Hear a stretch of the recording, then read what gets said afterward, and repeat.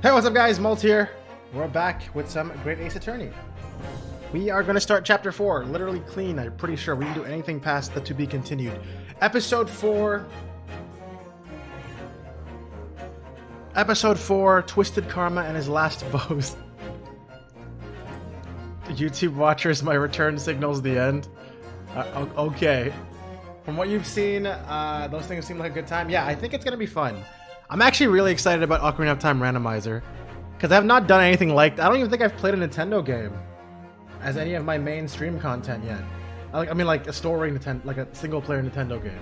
Have I? I don't think I have. Anyways, episode 4. Twisted Karma and his last. Is it bow or bow? I guess probably bow. Pipe in hand, Sholmes looked down at the thick, rolling fog outside our window. I wonder exactly how many mysteries are out there, hidden within this bed of fog, he said. Indeed, a most bizarre incident, born of a curious advertisement.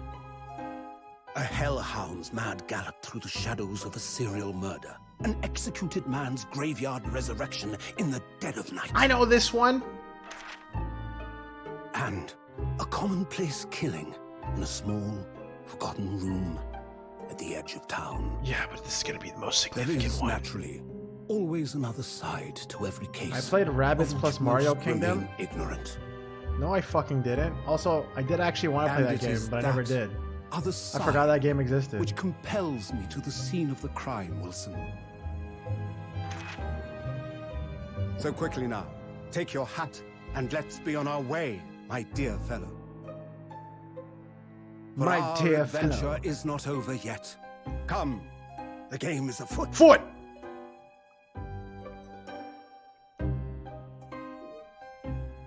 Don't wait. It was like actually legitimately a good game. I heard, and I like tactical games, so like I feel like I would actually like it if I played it, but I haven't. So, because to be honest, the Rabbids, just fucking Rabbids piss me off design wise. I can't. They're basically all just weird mascots, right? I can't get over. I like the Mario side. The Rabbids, I don't know, but the game is apparently fun, so I've always thought about it. Because I've always wanted to try playing XCOM, but I didn't. I have it. I don't know how I feel like that game would be really punishing. And that was basically like a Nintendo XCOM, so. Alright, thanks for those emotes, guys. 8 days after that earth-shattering trial and Cosmo regaining his memory, we were in the foyer of one of London's most luxurious hotels, the Great Waterloo Hotel.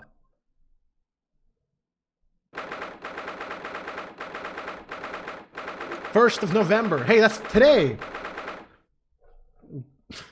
Great Waterloo Hotel foyer. See that game on so many sales. It's so weird to see a Mario game that cheap. Yeah, I remember Pikachu was really saying it was a really fun game too, and Chocobo as well. I remember y'all talking about it a lot back in whatever we were playing. I don't know what the hell we were doing on stream when those games came out, but you know. Professor Mikutoba is due to arrive at any moment. Why did you check today's date? Yes, I'm so glad we got here in time. Susato-san hasn't been the same since what happened. Not that I'm surprised. The truth about Kazuma-sama's father. Do you suppose my father knew that he was actually the mass murderer of the professor, you mean? Well, just say that out loud in the fucking lobby, why don't you? I knew that's what she was thinking about. There's a good chance, I'd say. I mean, they did come here to London together 16 years ago, didn't they? Christmas seems so much farther away suddenly. Oh yeah, I don't know if all of you guys heard. I should probably send an announcement out. But last week of Christmas, probably for 2 weeks, one for sure, maybe 2 weeks, I'm gonna be taking a break off streaming. Because I'll be on a vacation, and I can't stream while I'm on vacation. Because my data ain't like that. And also, I don't think my family wants to be streamed. So yeah, that means the week of December, the 27th week, so 2 weeks from now, and possibly the first week of January, we'll see though. We'll see. but most likely also taken off that week. Okay. Yes, that's true. Come to think of it, didn't you say that Professor Mikotoba knew about Kazuma going missing in Hong Kong as well? Also, for whoever does care, that doesn't mean my YouTube channel is gonna stop uploading. I'm gonna literally fucking record 14 fucking videos ahead of time and make sure they're all up for those 2 weeks that I'm gone. Easy. Not even close. I'm not gonna overwork myself. What do you mean? That Professor Mikotoba knew about Kazuma going missing in Hong Kong as well? That's right, but for some reason he wasn't at liberty to talk to me about it. That probably means he knows then about Kazuma's showing up here in London with amnesia and that he's regained his memory now. I think my game audio is too loud. Oop. I just skipped something. Good god damn it. Damn it! Oh shit! He's in a suit? Stop autoplaying for a second, thanks. Stare at window for 2 weeks while I'm away. That sounds very sad. Alright, the judge, he's back. I know, right? Oh, I missed her saying ... Is that what I missed say? Is that what I just went back for? Did I really just go back for... Okay. Hello, Susato. How are you? I'm very well, thank you. We're delighted you've arrived safe and sound. Why is that guy fucking buff AF, bro? Look at this man. Hello, Mr. Naruhodo. Very nice of you to take the trouble to meet us here. No, not at all. It's my pleasure. We've heard all about your extraordinary exploits here in London, you know. The news has crossed the seas. It has. I always look forward to reading the monthly reports that arrive with the steamships from Britain. Oh, I see. Well, thank you very much. Who is this man, and why do I feel as though I've seen him before? Danganronpa Marathon while I'm on break? What do you mean Danganronpa Marathon? You're gonna play You're gonna play through all the games? I take it from your expression that you can't quite place me. In that case, how about a little reminder, Seishiro? A firm tap should do it. Don't flip me! Oh, here we go. Yes. A firm tap. What? Here we go, then. I hereby pronounce the defendant, Ryonosuke... Hi, Saiyan Salamander! Thank you so much for the raid. This isn't what it looks like. He's not about to beat my ass with a gavel, I swear. Welcome, guys. Thank you for the raid. Scare the shit out of me. I hope you guys are doing well. I am literally just starting off my stream. We're playing Great Ace Attorney 2. This is like episode 4 of the second game, so we're just starting. Are you sure he's not doing that? No. I'm actually, to be honest, he might actually beat my ass with that. I have no idea. We're about to find out. Hi, Yuktin? Am I saying that right? Thank you for the follow. I appreciate it. And I appreciate the raid. What were you guys up to? Genshin Impact. Nice. I haven't played that in a while because I didn't have time, but I might go back to it at some point. Also, Flamezag King. What's up? What's up? What are you guys up to? You guys gonna hang out for a bit, or that's probably late? I don't know. Either way, y'all are more than welcome. I hereby pronounce the defendant Ryonosuke Naruhodo. Oh, my head! What the hell did he just hit? This guy's a master mime. Guilty. Wait, guilty? Ah. Oh, you're...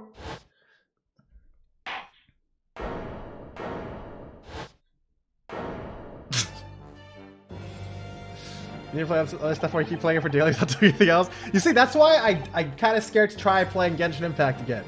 Because I have time to now, but I actually want to kind of use that time for more productive things instead of an infinite grind on a gacha game. As much as I love the world in it and want to like see what the hell I've been missing out on, I should probably resist, to be honest, now that I'm out of it. The court will now hear the trial of Ryonosuke Naruhodo.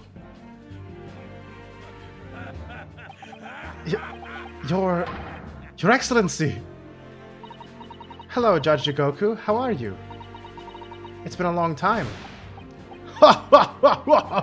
Good. You've remembered now. That really did the trick. Guilty! Why are you carrying that around, first of all? Why are you carrying that around, first of all? Only I was declared not guilty, wasn't I? And there was no laughing at the time. So, London again after all this time. Hard to believe it's been 10 years. To be honest, I never thought I'd be back. Favorite character reruns like next month, or you're committing now, but honestly, as soon as you summon her, I might just take a long break. Who's your favorite character that's rerunning? Neither did I. I didn't imagine Japan would ever be invited to an international symposium like this. Though really, I doubt anyone did, to be honest. It's all thanks to you, isn't it, Seishiro? What are you talking about, Yujin? Of course, Judge Jigoku, he must complete the set. He's the other man who 16 years ago came to London with Kazuma's father and Professor Mikotoba. He's the third visiting scholar. Well, all those passport checks and luggage searches at the border took a rather long time. I must say, I'm very envious of your ministerial status. You didn't have to go through any of that, did you? Ah, I knew you were jealous. Ha ha ha ha ha! Sorry? Ministerial status? Ganyu? Oh shit, Ganyu's coming out? That's understandable. Yes, didn't you know? Seishiro here is also Japan's Minister of Foreign Affairs. It was his personal insistence that allowed you to take Kazuma's place here on the study tour. Guilty as charged! Oh, well, thank you very much. He's really every bit important as he looks. Ah, yes now, naruhodo. I received a telegram from Lord Strongheart yesterday. Oh, you did? It appears that some things came to light in a trial you were involved with 8 days ago. About what happened 10 years ago. That tragedy.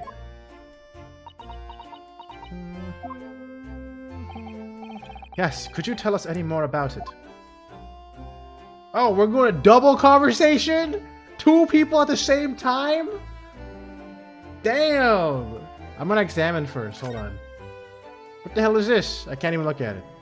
It's probably their luggage. Shut. Taco, did you write that because of why I think you wrote that? Sound command. Hi, killer! What is that? Okay. Alright. Yes? Okay. Look at that. It's a picture of the Crystal Tower. Well, the Great Exhibition is one of Britain's most prestigious achievements in recent years. I wonder how tall it is. It really does represent the pinnacle of scientific achievement in so many ways. It's a 20-meter tall chimney on the bathhouse near my lodgings at Yume University. The attendant there is always boasting that it's the tallest object in the neighborhood. I'm sure. Did you know that over the channel in Paris there's a tower that's 300 meters tall? What? How many times taller than the chimney at Yume Soken's hot springs is that? And if it's that tall, how does it draw properly? The smoke would get stuck, surely? I don't think it's that sort of tower, Mr. Naruto. Oh shit, eat water? Hold on.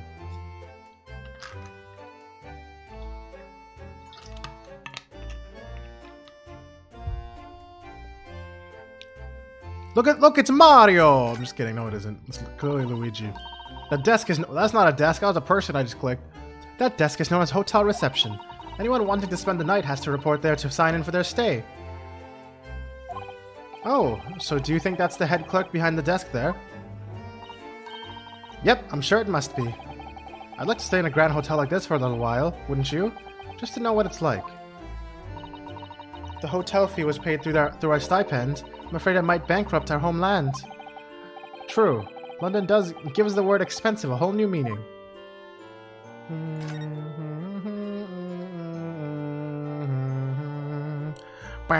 Oh, this is the same song I was humming that one other fucking stream, isn't it? For like 5 minutes. This fucking song is too catchy. Alright. Look at those cases just left there on that trolley. Aren't they worried about the thieves? I know I am. I remember going...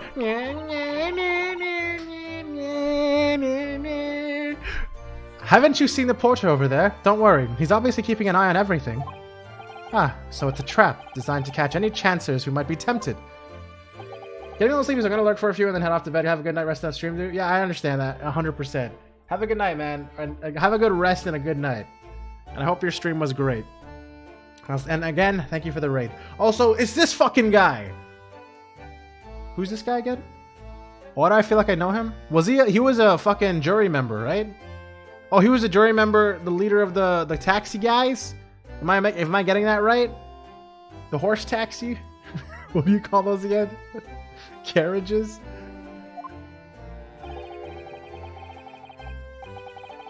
I'll end your life and I'll end you life. Why did it's also stop, first of all. Why did the portrait give me such a scathing look just now, do you suppose? Well, some might say that you look a little suspicious with your jet black clothes. Not everyone clad in black is some sort of ninja with an intent to steal, you know? Dude, I got a secret character by clicking all the environment. Isn't that cool, guys? I'm so cool. Wow. I really did that all on my own. Have you seen all those sparkling jewels up there? They must have gathered every gem in the world for that. Ah, it's called a chandelier, I believe. It's designed to provide elegant lighting in large, spacious rooms like this. It's this guy! Who? So they had to gather every gem in the world just to illuminate one room? It's probably electric light bulbs that are actually throwing the light. If I tried to hang something from that, like that from the ceiling in the office, it would be scraping the floor. I think perhaps chandeliers aren't for you, Mr. Rodo.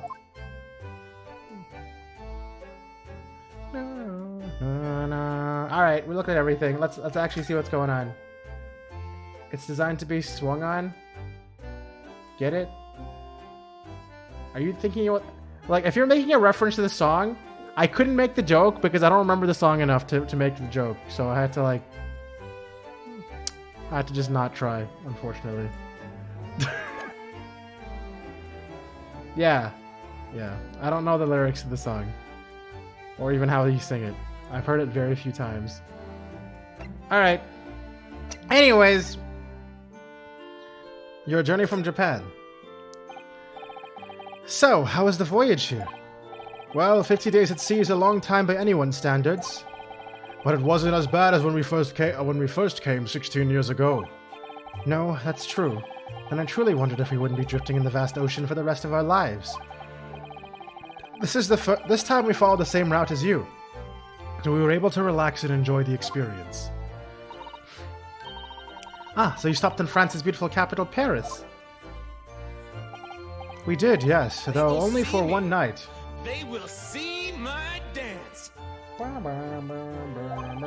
Oh, stop progressing the text when I'm just scrolling my wheel, you piece of shit game. Alright.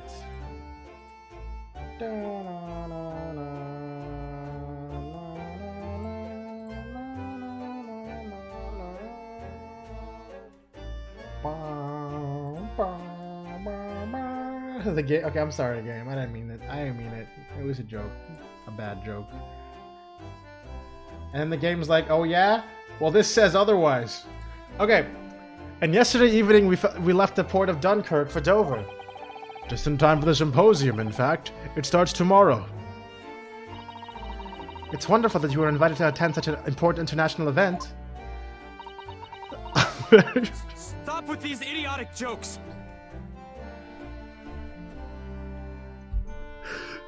I'm very proud of you, Father.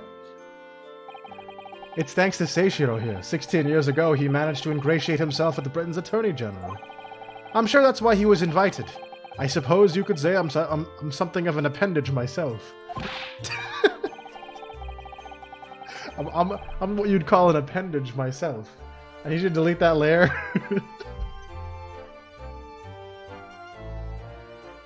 Hey, you're lucky I didn't put it on a hotkey, okay? Speak for yourself, Eugen. You were close friends with the professor. With the professor of forensic science at a major hotel. I mean hospital. Fuck. Yes, well, I'd rather not dredge all that up, really. No, there's been a lot of water under the bridge since then, but it doesn't bring him back. Kazuma's father, I suppose. Look, okay? We're sitting in a hotel, and y'all keep making me laugh. So I just my brain turned off, okay? Look. The professor, the killer who took the life of 5 members of the British aristocracy, was actually Kazuma's father, wasn't he? That's correct. Genshin! Well, that makes a lot of sense for why a Genshin Impact stream rated us. Genshin Asogi. Genshin. There's really going to be a major character called Genshin. Oh, this is going to be so hard not to laugh at various Genshin jokes. Genshin got impacted into the grave. Oh, that's actually really funny. You have a brain? No. You knew, and you knew, I presume, Father. Yes, he was a close friend at the time. Genshin came to Britain as a police detective. He was studying investigative techniques at Scotland Yard. I've never understood what drove the man to commit such heinous acts. It was a closed trial, so the public never knew the truth, and he was executed with little ado. To this day, very few people know that what really happened, even in our homeland. But what about Kazuma? Did he know? Did he know the truth about his father? No, of course not. He was told his father passed from sickness. Well, clearly he figured it out. However, I suspect he may have had his doubts. Oh, why? As you know, I tried to guide Kazuma growing up as if he were my own son. Then one day he came to my office at the university and said, I've decided. I want to travel to Great Britain and study there. Do you think he wanted to come here to investigate his father's death? I don't know. But when I looked into his eyes, I did know that there was no way I'd be able to stop him.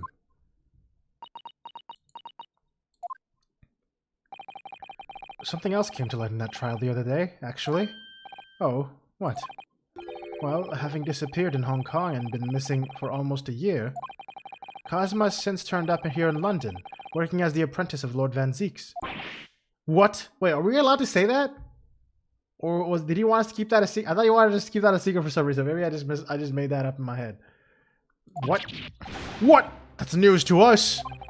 So, Lord Strongheart's telegram neglected to mention that part then.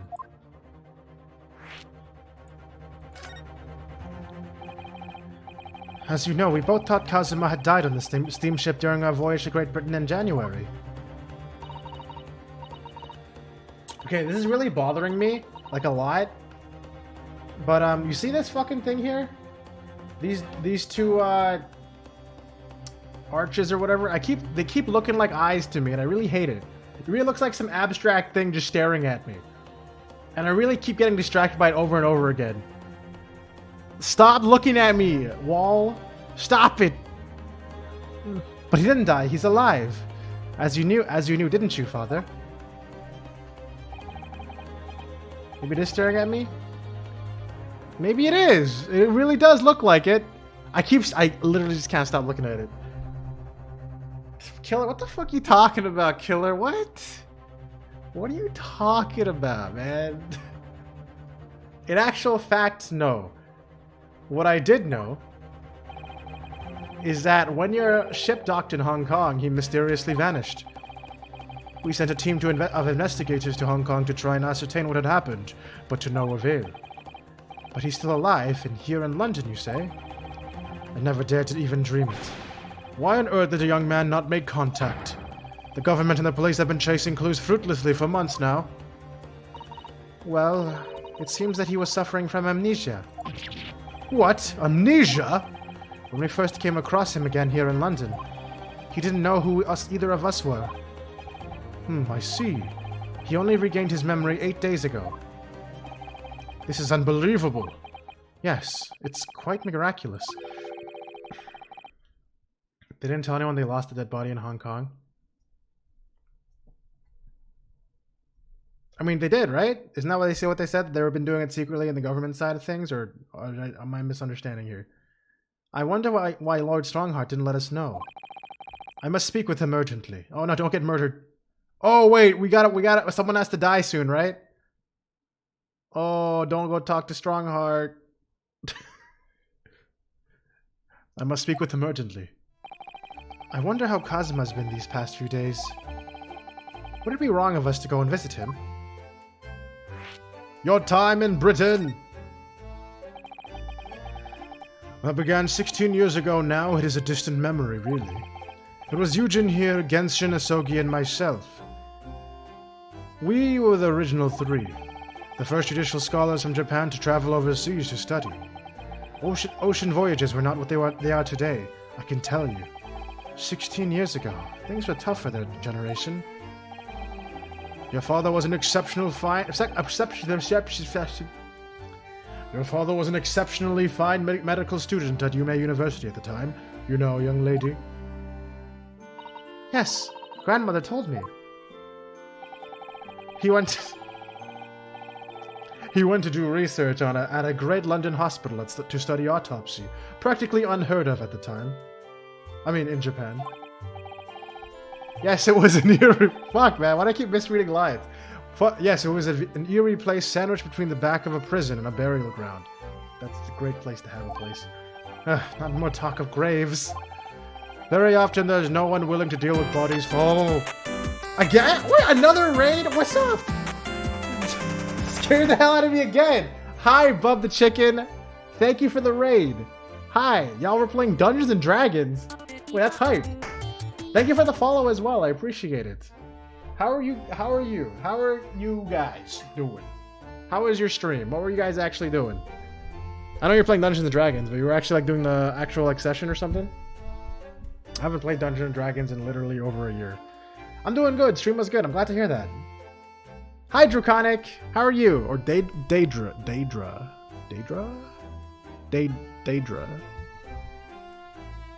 You're running? Oh, you're running. Oh, you guys are. Oh, I see. So you guys are running an Dungeons and Dragons session. That sounds really fun.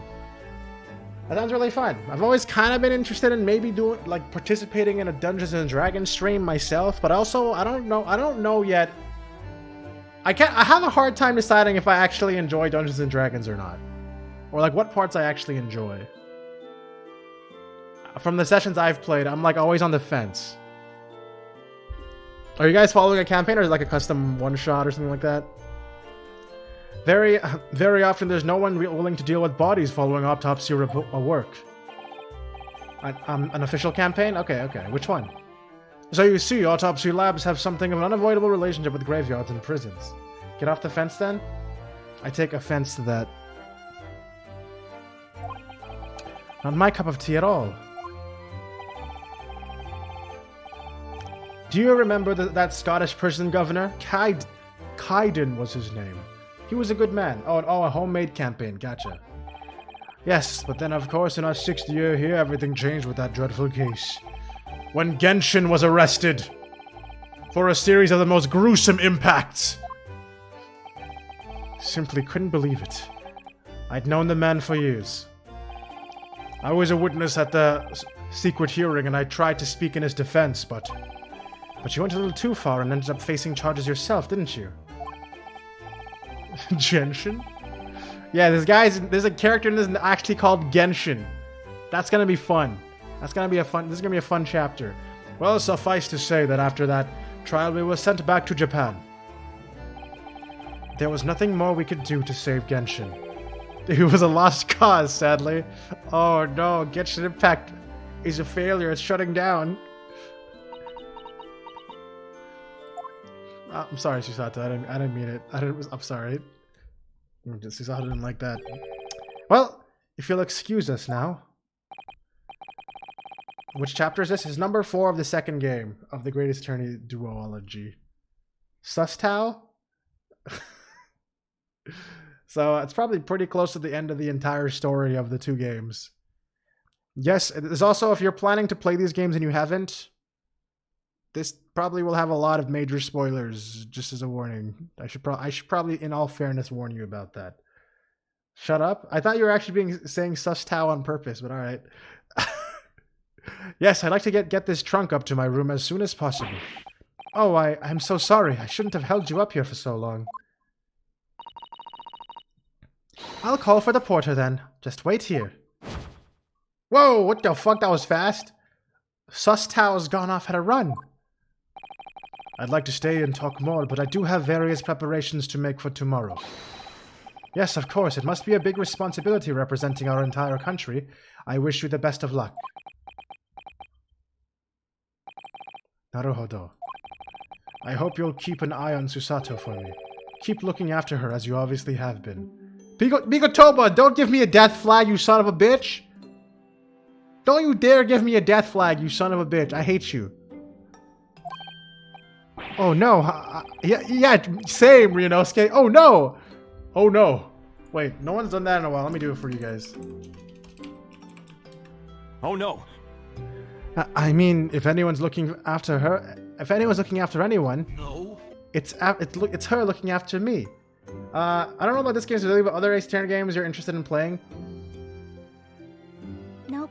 This game will not spoil anything, as far as I know, from the other main series Ace Attorney games. I've played literally every single game except for the one fucking fucking stupid ass spin-off. Okay, which I still have no interest in playing, but maybe I will someday. Harvey Birdman. But I can tell you, it's definitely worth the commitment if you're interested in murder mystery story games. It's a really fun ride. Definitely recommend. If you're wondering about this game is supposed to be like a distant prequel to the main series, featuring the distant ancestor of Phoenix Wright. Oh no, I mean, if anyone's looking after anyone, it's her looking after me. Well, I do appreciate you being there for her, after all. I've been a miserable father to her. I've thoroughly let her down. Sorry? What do you mean? You do know a decent amount about a few of the games. Oh, okay. Alright. Well, it was 16 years ago that I started my long study tour here in Britain, as you know. The very year Susato was born. Yes, I heard. The birth of my daughter was the most joyous event of my life, but... well, sadly, it was accompanied by the most tragic event of my life, too. Oh, yes, Susato-san hinted at something like that. It was a rather turbulent time at home.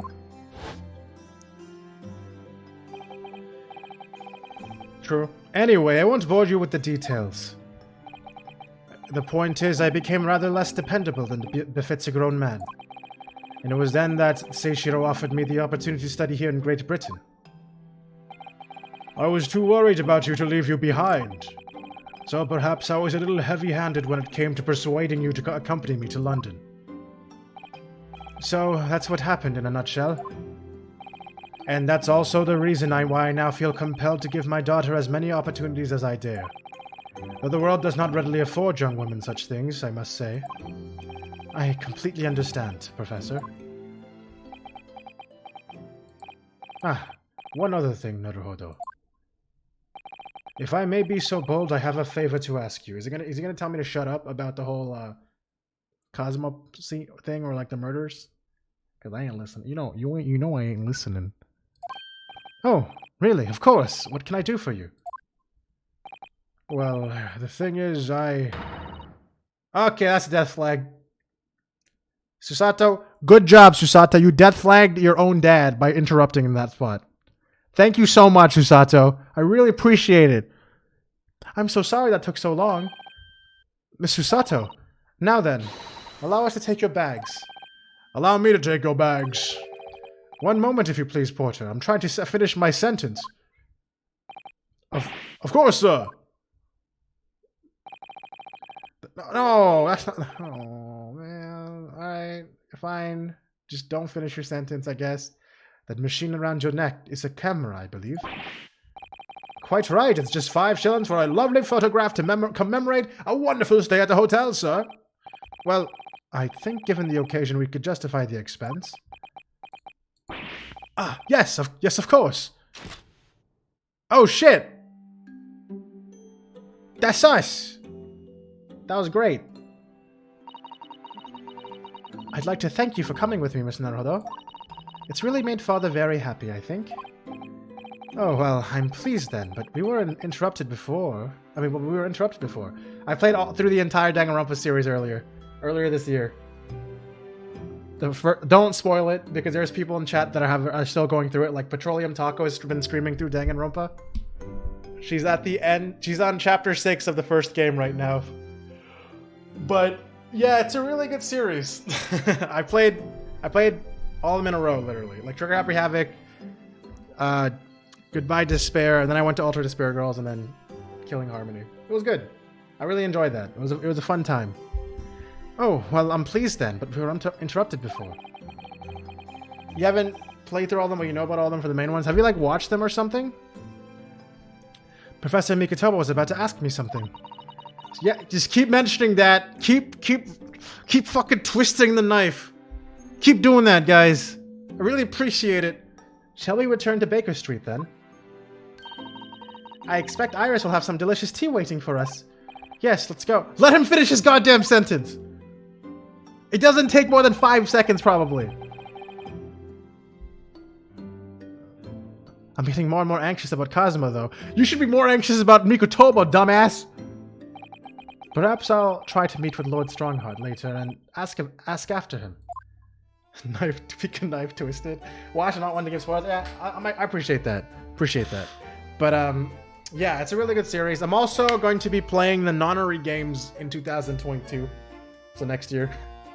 I don't know when, probably in a few months, but I'm going to be going through the entire Nonary games trilogy, and probably Somnium Files. There's going to be a lot more dark games coming up that are similar in nature. It'll be fun. I got a lot of things planned for this channel. Have you ever seen or played Your Turn to Die? Love the Chicken? Because you'll probably love that series. I've been playing that on YouTube, and it's been emotionally draining my entire life force for the decisions it makes me make. It's good. It's worth it. Okay, so we're gonna go to... Where would Kazuma be staying right now? It's not a complete game yet, but it's almost there. They've been releasing it in parts.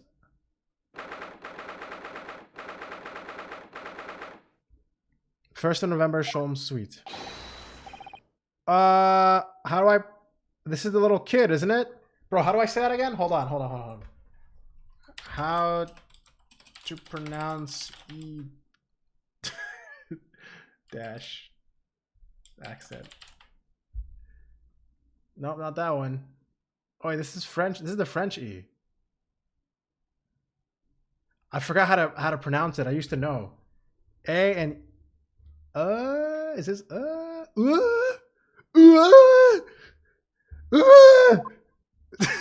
what was that? a man screaming in the most unflattering way. No, it's gotta be a French guy, right? Because that was a very French scream. Do you think... Could it have been Mr. Sholmes? Wait. Yeah, so it was a French guy. Oh my, I do hope not. Oh, look how French they are! I don't do it anymore. What? I don't do it anymore? Mon ami. Stop this disgraceful display, huh? Who are these people? Look at their hair! It's bright red. Why? I guess they've never seen red-headed people before. Actually, that would make sense. I think they must be clients of Mr. Sholmes. Right, you two. You're coming with me now. Down to the clink. No, not in prison. It's dark and damp and I don't like it. What is your accent? Boff. The darkness, it is my friends. I am not scared. But you're always scared of the dark. Shut your mouth, you idiot. I will sit quietly in the dark and plan on next daring east iced. Oh yeah, they also don't pronounce H. I don't like this. I don't like it. Well, tough. We'll finish this down the yard. Now get moving. Bye then, Ginny. Have fun. Oh yeah. Thanks, Iris, and thanks. Yeah, great detective.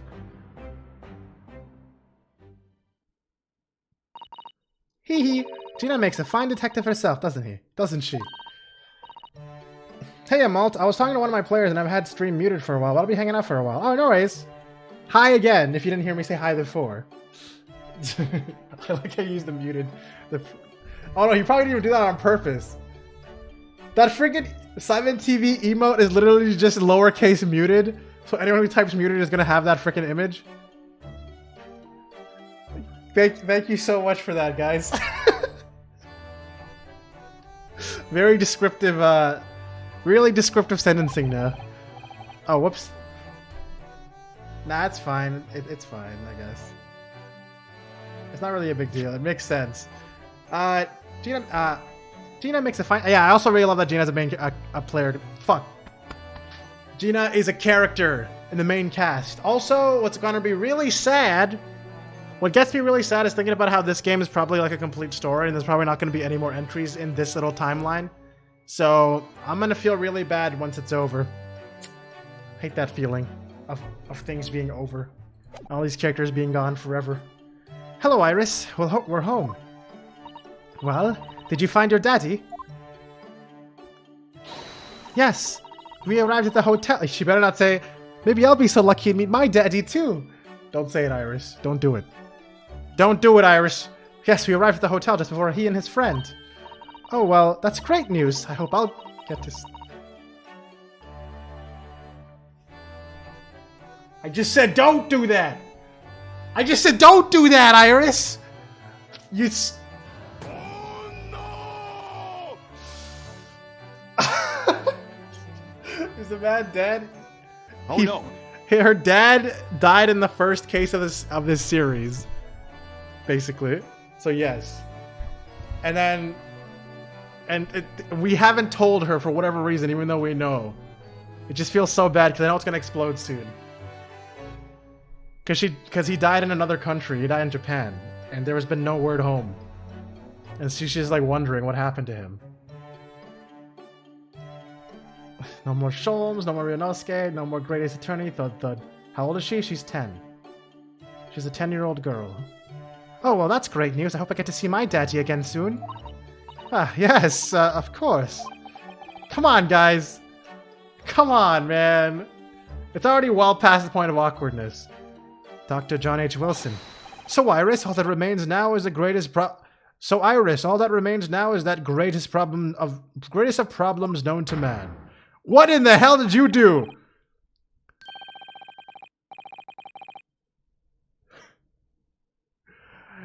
But before we concern ourselves with that, I believe some tea is in order, don't you, my dear fellows? 10 is like 20 for back then. Good one.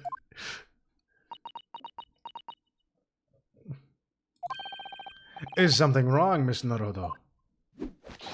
Do I have a crumb or such like on my face? Not so much on your face as on your head, I'd say.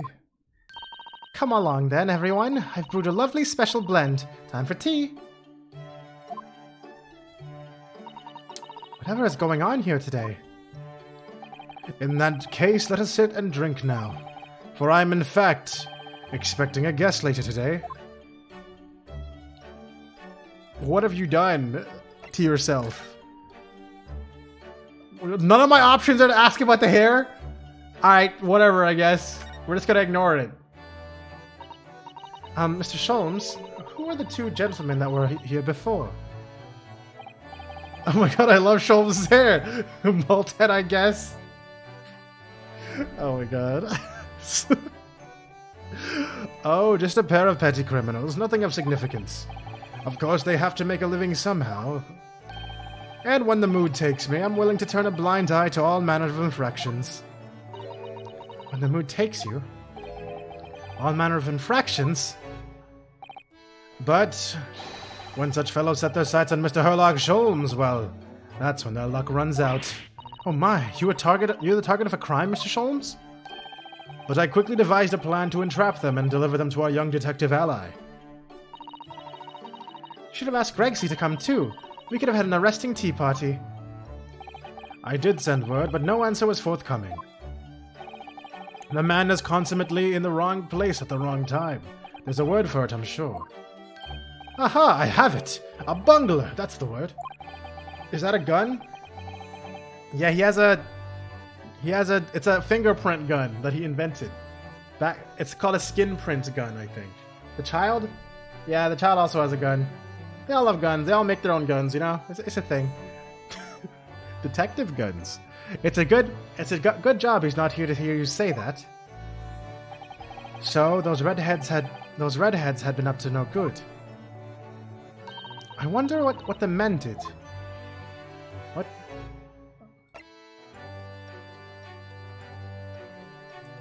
You should give Iris your hat that should become the queen of detectives when she gets older after she finds One Piece. I get it. I get the reference. I would watch that anime series that runs for 1,000 episodes. What was that about the greatest of problems known to man that you mentioned before? Is it another fiendishly intricate case, Mr. Sholmes? What kind of self-respecting child doesn't make their own gun at the age of 10? It's true. That is true. Very true. How should I best explain it? Are you aware of the theory of evolution by natural selection, perchance? Well, I think I've heard talk of it somewhere. Possibly. It's a revolutionary scientific theory that was newly proposed 40 years ago now. Okay, sorry, this is giving me anxiety. I've realized that my fucking auto ad's about to play soon. So I'm just gonna play it now. There's gonna be ads, guys. There's gonna be ads. I'm not gonna do anything, trust. I'm just gonna sit here.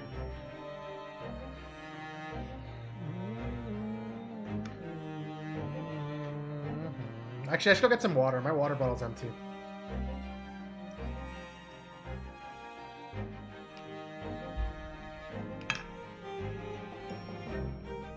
That's crazy. Can't believe that happened. What are you talking about? God, no, nothing is happening on stream. Or Iris could just never grow up and be stuck in a kid's body while solving cases. She'll be Iris the detective. I get that, and I've only ever watched one episode of Detective Conan ever. Cool cutscene game? there's... Okay. I'm gonna be right back. I'm gonna get some water so I can eat it. Because that's what I do. I eat the watu. I eat the watu. Kill me, please.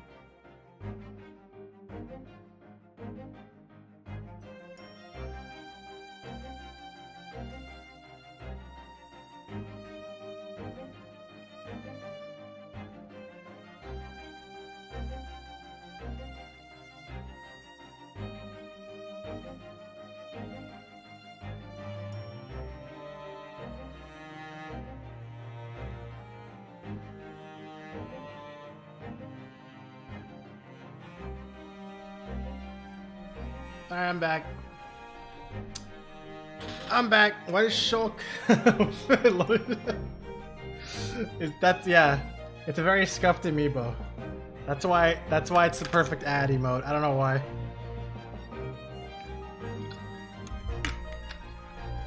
Yeah, I have a Herman Miller Aeron Type B that I've repaired several times on my own. So it's pretty much pretty good. I just put a new cylinder on it too. I got it used and I've been just like working on it whenever I need to fix something on it. Let's see here.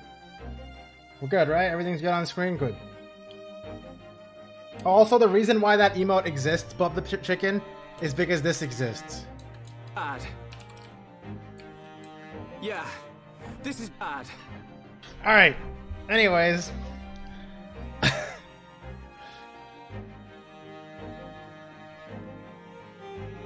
I never added that.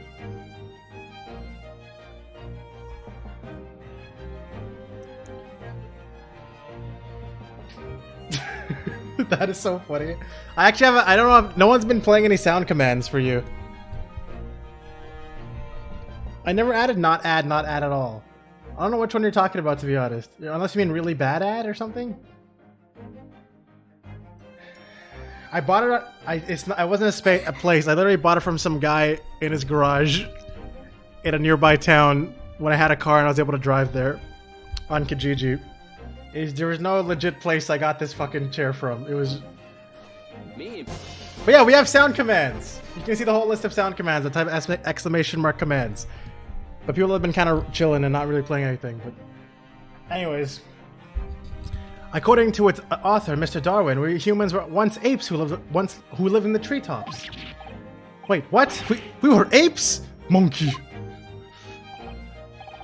Indeed, and from that very moment those apes descended from the canopy to live as humans.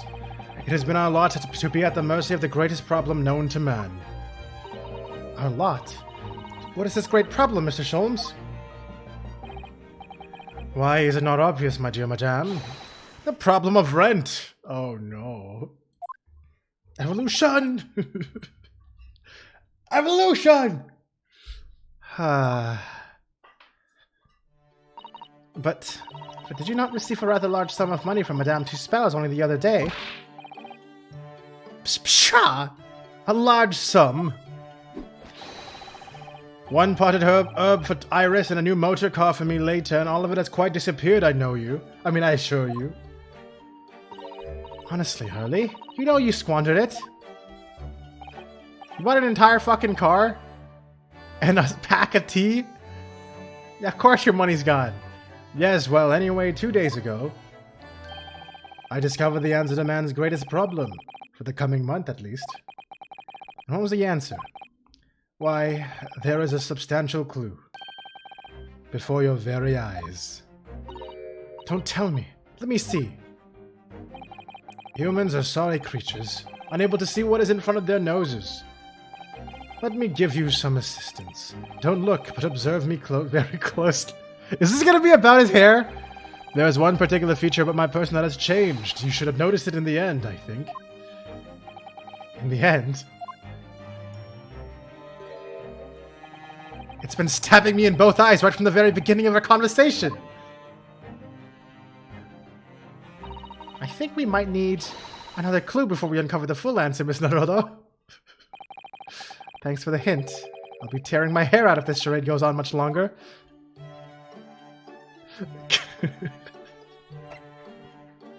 Alright. Red card. Mr. Sholmes, isn't it about time you told us the truth? Just over a week ago, you said to us, I will now tell you something of the first importance, my dear fellow. They're wont to lie. Great detectives are wont to lie. It will serve you well to remember that.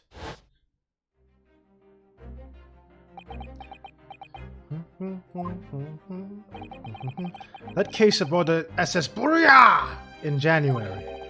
Kazuma wasn't killed, and you knew he wasn't dead at the time. So what was really going on? The fellow was unconscious for a very long time.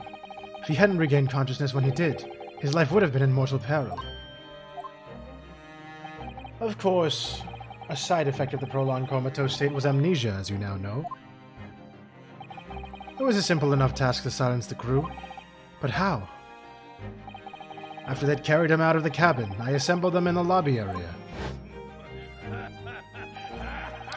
Then I made them swear to leave him unconscious and have him unlaid from the ship in Hong Kong as a murdered corpse. What happened to the woman that pushed him? Jail. I think jail in Paris, because that's where the ship stopped. Oh, or maybe she was taken back to Russia for her sentence. But basically out of our hands. Oh, how horrible. It was necessary to find some material with which to persuade the crewmen to keep their word, of course. But why? Why do it in the first place? Damn, he went from smile to frown. I will be at liberty to elaborate in due course. But for the time being, I would like to reassure you. I didn't foresee subsequent events. What events? His disappearance in Hong Kong. Oh. I believe I may have made a gross error of judgment. Mr. Sholmes.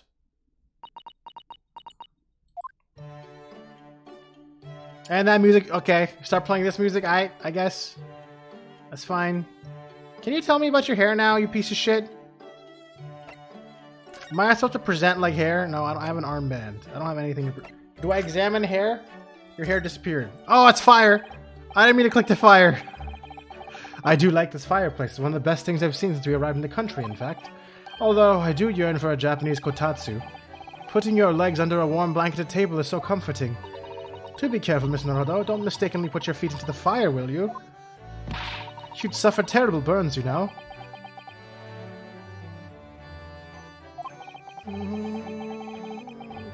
I worry sometimes about how Sato-san sees me. Why am I so interested?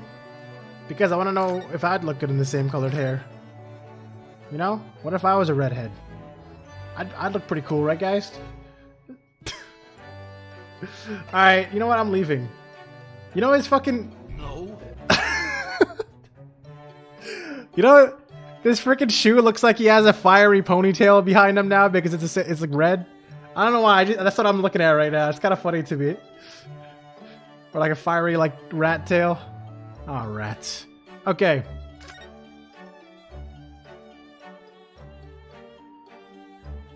Maybe a different color. What are you? What color would you think, Taco? You see it? I'm glad I'm not the only one. Oh shit, it's your boy and your boy! Light blue. Why? Because my entire theme is light blue? Is that why? And because my freaking stupid ass badge becomes light blue haired? 1st November, British Supreme Court, Lord Chief Justice's office. Purple or green, but just like not the whole head. So half head. Or just this part. I don't know if I'd ever dye my hair, to be honest. Though I've been interested in it, but I don't know if I'd ever do it anytime soon, especially because I don't want to... Oh, I don't want to have to deal with with that whole thing with my family. Like, what the hell did you do to your hair? Even within the bang, not the whole bang, like a streak. Here's the final oops. Here's the final draft. Here's the final draft of the opening address for tomorrow's proceedings. I've supplemented your original with the figures you asked from the yard. I see. Excellent work, thank you. You're welcome, my lord. What's Lord Van Zeek's doing here? My, there seems to be an awful lot of tension in the air, wouldn't you say? Is he fired? Did they fire Van Zeek's? And now I'm going to be up against Kazuma, who's been training as a prosecutor? Is that what's happened? Did I predict the whole chapter, guys? What do you guys think? You dyed your hair once, but because you suck, it broke your hair. Oh. Yeah, also it sounds like it'd be really annoying. It's like super annoying to like dye black hair too. This place is stifling as it is. We don't need any more tension. Oh, they noticed us. My apologies, I didn't notice you come in. Your small stature and dark dress make you look all but invisible to me. Oh, no, it's entirely my fault. My fault for wearing black, I'm sure. From now on, you must dress in white from head to toe whenever you come here. Now then, Mr. Naruhodo. Yes, my lord, I'm right here. Wait, you know what I realized? This Strongheart's sleeve kind of looks like a bee.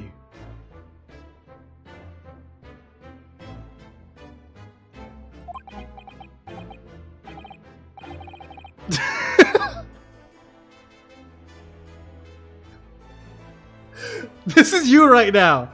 Bro, what Ryonosuke said right now is how everyone just reacts to what I said in chat.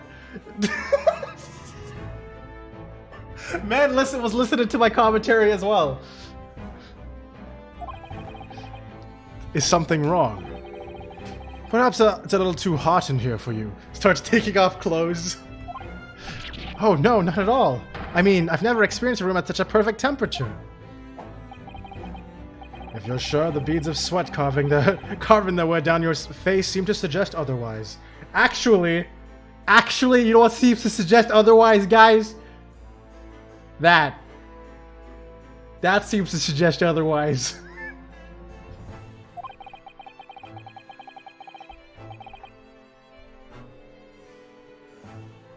Okay, anyways, because of the daggers you're staring at me with mainly.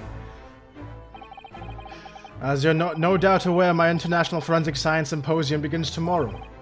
In fact, your father arrived at London earlier today, I hear, madame. Oh, yes, that's right, my lord. He's extremely honored to have been invited. What a weird angle we just got. The fuck? I'm scared. I'll leave the remaining preparations for the meeting room in your capable hands then, Lord Van Zieks. I will attend at once.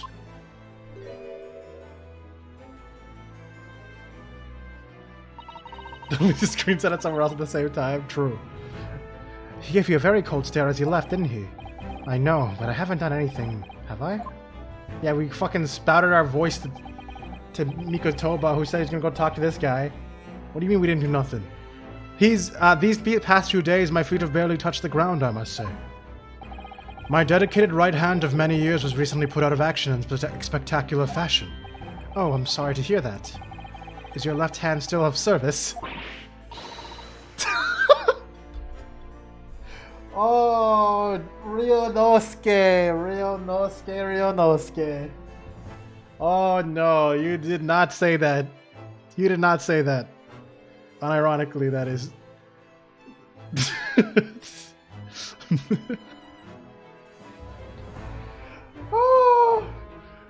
Oh boy. Mr. Naruto, he's talking about Dr. Scythe. Ah, of course. I'm terribly sorry about that. I was just, Fear not, you've done nothing wrong. Dr. Scythe's own wrongdoing precipitated the situation. You needn't concern yourself with it any further. That would be a lot easier to do if it weren't for the piercing stare you're giving me. Lord Van Zieks does doing an admirable job of holding the fort, though disturbingly, his apprentice has been missing since yesterday. Oh, he's missing. Also, this guy clearly knew about Kazuma, because he sent him in to be his apprentice. What's become of Kazuma-sama now? Hey!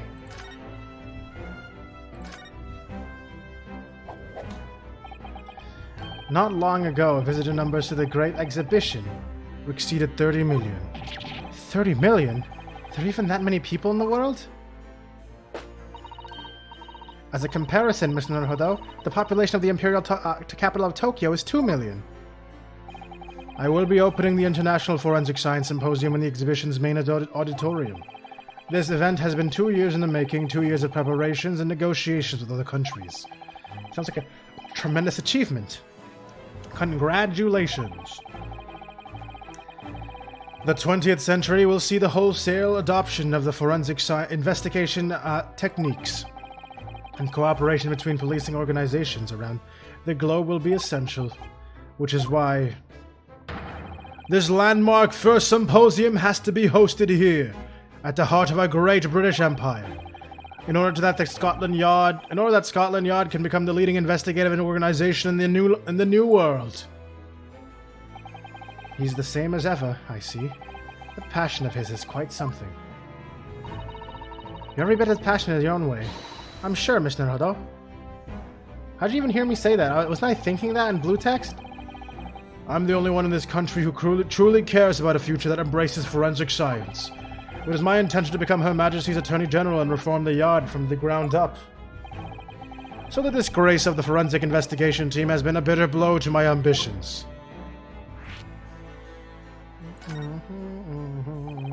I first established the forensic investigation team a year ago, experimentally to start with. With Dr. Scythe at the helm, it was steadily accruing an impressive record of achievement. I was on the verge of changing its name and elevating its status to a full-blown forensics investigation department. And can you not do that now? Obviously. Nobody wants to hear anything about it at the moment. Even I can't keep the story out of the papers. 6 million Londoners will be cursing forensic science now. This incident will set back our country's advancement in the field by a good 10 years, I'd say. Unintended repercussions of our trial. We simply couldn't have overlooked what had happened, though. Of course not. We should all be grateful to you both.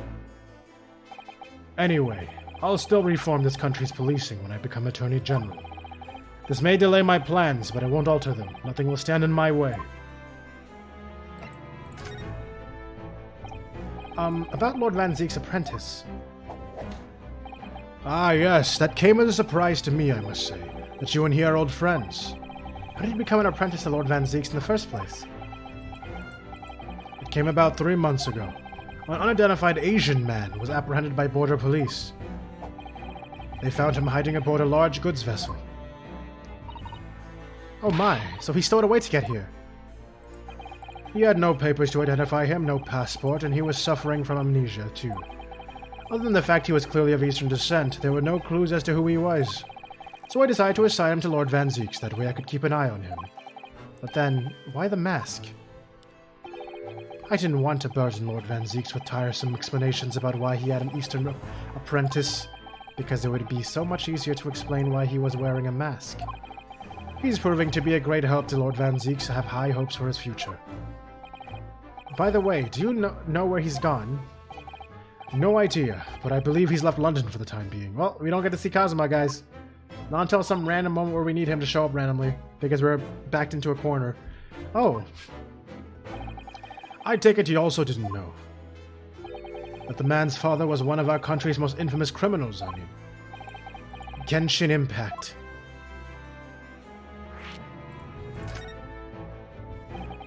What we learned from that trial 8 days ago was a huge shock, finding out my friend's father was... Ah, yes, Genshin Asogi.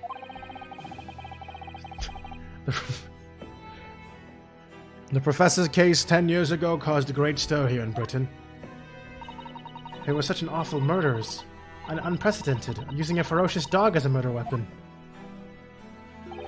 And no one would have believed the culprit was a foreign student invited to study here by the government. So the true identity of the killer couldn't be made public then and can't be made public now. Nobody in your country knows it was him, and neither do the citizens of London. The main motivation was to avoid aggravating relations between our two nations at the time, I understand. Correct. However, it has to be noted that there were some supporters of the professor's apparent cause. What? Supporters of a mass murderer? The majority of the man's victims were a blight on the aristocracy of the day. Somewhat ironically, their deaths actually benefited society as a whole. Or so a fair few thinkers in London believed, anyway. Right, I see. But it was still murder, wasn't it?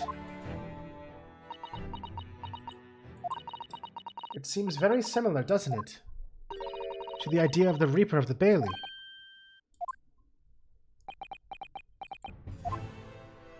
Oh shit, it really does seem similar. You made him ... that fucking statement, bro. Are you just about to leave now with that in mind? Doesn't this guy normally step his own ass out? But I don't have anything to present him. Is there anything in the room to present? No. Alright, well, see you later, I guess, in the middle of that. He just goes ... and I walk out. It's about right. It sounds about right, honestly. There's nothing here, is there? Uh-oh, am I stuck? Was I supposed to go eat dinner or breakfast or something? Yo, can you tell me about your hair now, bro? What am I doing? Hello? Talk to me? I am stuck. I don't have any items and I'm stuck. Here, you want to see this? Look at this. Mr. Sholmes, about this. Tell me, Mr. Naruto, is this the first time you've shown me this particular trinket? Oh, I don't really remember, to be honest. If my saying that it's a collar for a breed of miniature canine with a particular if my saying that it's a collar for a what? For a breed of miniature canine with a particularly long neck, would you precipitate a "here we go again" from your lips? We could be sure that it was not the first time. I've never actually presented this before. Deduction, you see, my dear fellow, deduction. I've never heard him say that.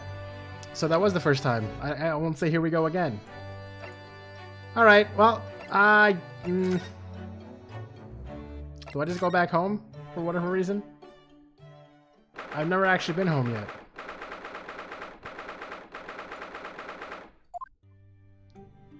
Okay. Do I talk to you? What to do? Yeah, what to do? What to do? It's good news that Professor Mikotoba arrived safely, isn't it? Yes, it's wonderful. And the fact that Father has been invited to this important international event. It really makes me very proud to be his daughter. Your father, Judge Jigoku, us, and Kazuma, of course. There's an ever-increasing number of Japanese here in Britain's capital, isn't there? Well, yes, I suppose so. But London does have a population of 6 million people. I think we're still a minority. Yeah, you think so? Fusato-san's father, who came here as a visiting student 16 years ago, and Kazuma. It's almost as if some great power has been at work, drawing them here across the ocean to London. I feel as though the waters are starting to swell again now. Okay. That didn't help me. Ah, boy. How can I be stuck? How can I be... Guys, how can I be stuck? Here you go. Look at this. Check this out. It's pretty fucking sweet, isn't it? Can I show you this, Lord Van Zieks? I mean, Lord Strongheart? No. I'm the Lord Chief Justice. I'm not here to offer advice about evidence. Oh. Especially when the evidence in question is so dull. Ah, so that's the real reason. Okay, there, Alright, you wanna let me press a new button? I don't understand. Is there something cool in here to look at?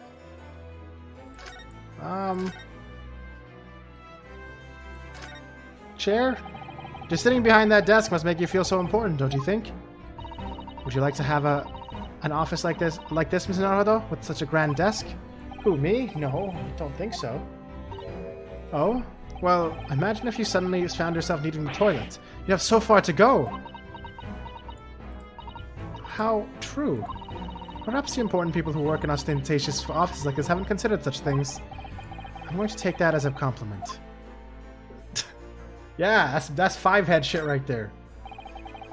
These very European suits of armor are still glaring at each other across the carpet, I see. In a way, they feel like guardians of the Lord Chief Justice's office. I suppose they're rather like the lion dogs that guard the shrines of Japan, aren't they? Aren't they a bit too human to be called lion dogs? Did you... Didn't I just call them... Oh, no, I said guardian. Okay, never mind. I thought I said guard dog for a second. Did you know that it's a dream of mine to keep 2 cats one day? I feel as though we've gone off at a bit of a tangent, don't you? Well, no. Continue. I want to know more about your dreams. What the hell? You couldn't read all of these books even if you were reincarnated 6 times over as a bookworm. You know what's wrong? I'd really have read all these books. Thinking about it, well, Father's study is full of... Oh, wait, I've already read... This is the same comment as a previous chapter. Stop! Shut up! Stop it! Stop! Stop talking, please. This is not helping me. Saw him coming. Ha! Good one. Didn't see it coming. Haha.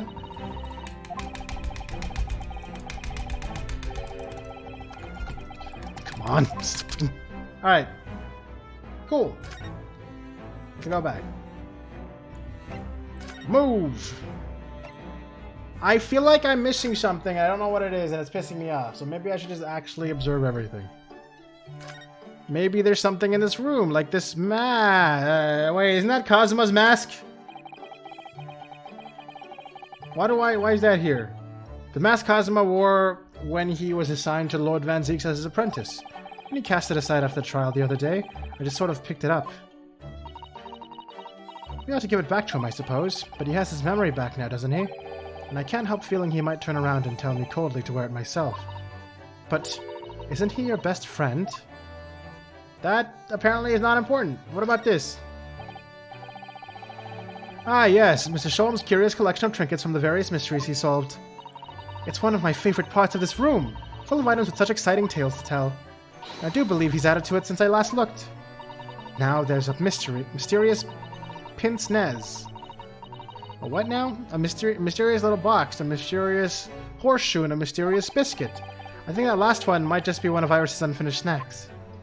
Why is there a biscuit? Why would you put your biscuit up there? Okay.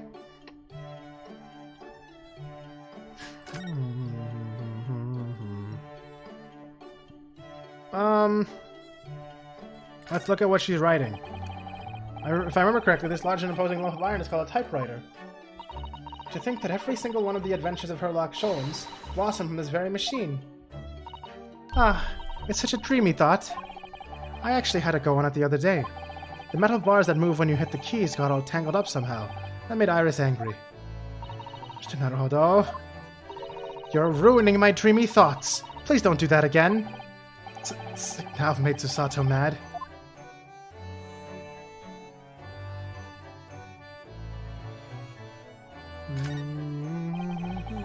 This blackboard is where Iris scribbles down her latest ideas, isn't it? Why is it math? Let's see. Oh, she seems to have drawn little stick figures all lined up. Look, it doesn't look like that to me. Cheap apples at the market is what all of them say. What? The little figures can speak?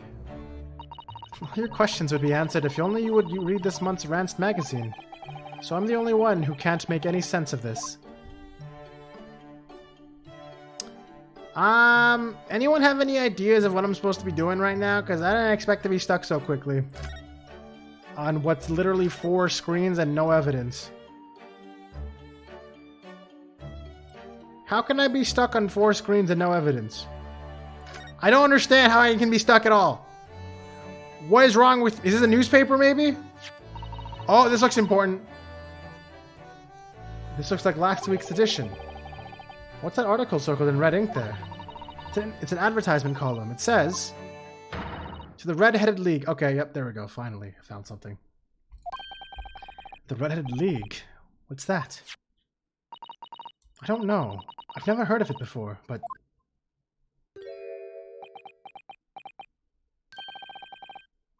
Is something on my face? Clearly this has something to do with that lively hair. Okay, there we go. Thank goodness so. This looked like regular ass trash to me, but apparently it isn't. Here you go. Tell me what you're here, please. Actually, let me read it first. To the Redheaded League, on account of the bequest of late Ezekiah Hopkins of Lebanon, PA, USA, there is now another vacancy open, which entitles a member of the League to a salary of £4 a week for purely nominal services. All red-headed men who are sound in body and mind and above the age of 21 years are eligible. Apply in person on the morning of the 31st at large parking lot. Okay, so you can get £4 a week if he's a redhead. Oh, now I understand everything. Everything makes sense. Here you go.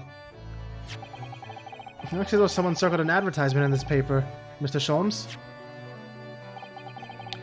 To the Redheaded League. Does that strike you in some way?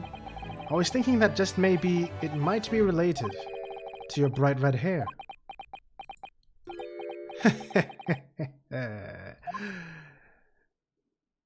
So, at last you've learned to apply my methods, Mr. Naruhodo. Sorry? In the first instance, and quite indispensable. Observation. Believe me, I could have seen that hair with my eyes shut. So then, allow me to regale you with the details of my latest exploits. Regale or boast?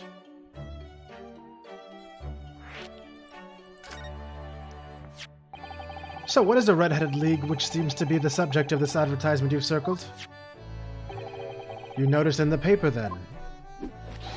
That, my dear fellow, was going to be the source of this month's rent payment. It was? How? According to the advertisement, the Redheaded League is a distinguished institution of fellows of unspecified governance. In fact, the only condition for becoming a member is having red hair. That doesn't entirely surprise me.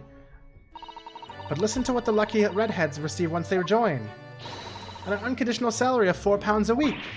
Oh my, £4 a week? That's too good to be true. But why? Why are they paying people for? That I don't know. No details are given in the advertisement. But surely every redheaded person in the country would be flocking to join in that case. You're right, Susie. There's no time to lose. I'll put in my application at once. So will I just on the off chance. That might be stretching a point, I think. The trouble is, A fixed number of members, you see. Oh, I see. So once a certain number of people have joined, no one else can. But as luck would have it, one member recently passed away. This wasn't particularly lucky for the redhead in question, I feel, Mr. Sholmes.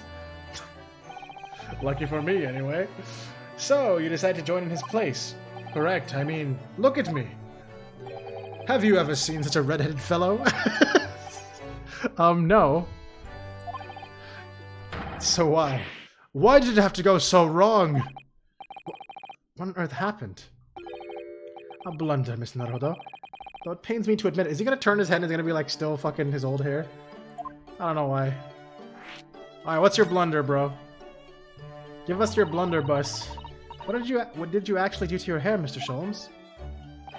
I'm glad you asked, Mr. Sato. What you see atop my head is neither dyed nor a hairpiece. I'd changed the color of my hair overnight. By the wonders of chemistry. Chemistry? I was conducting some research into a method of rejuvenating spent tea leaves. In the course of my work, I stumbled upon a potion that which, when taken, turns one's hair aflame like red.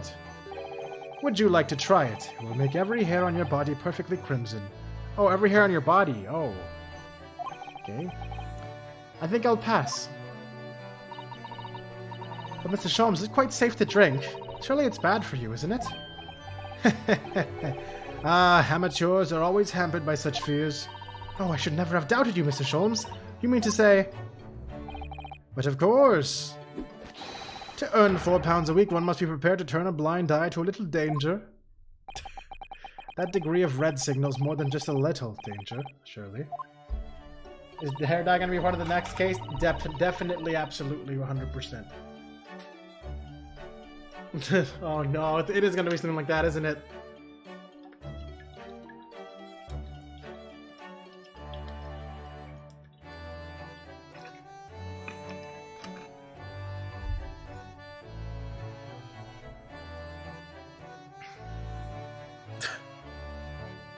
So anyway, Hurley left full of confidence yesterday with his new red hair. Oh, it's fucking, that's Gintama. For the park on Lime Street, where the Redheaded League were interviewing prospective new members. So what went wrong? The whole park was choked with redheaded folk, like a coster's or orange barrow. I queued for 8 hours solid before at last I reached the front. But when the panel of interviewers saw me, they immediately said, "Ah, Mr. Herlock Sholmes, are you in disguise to conduct an investigation?"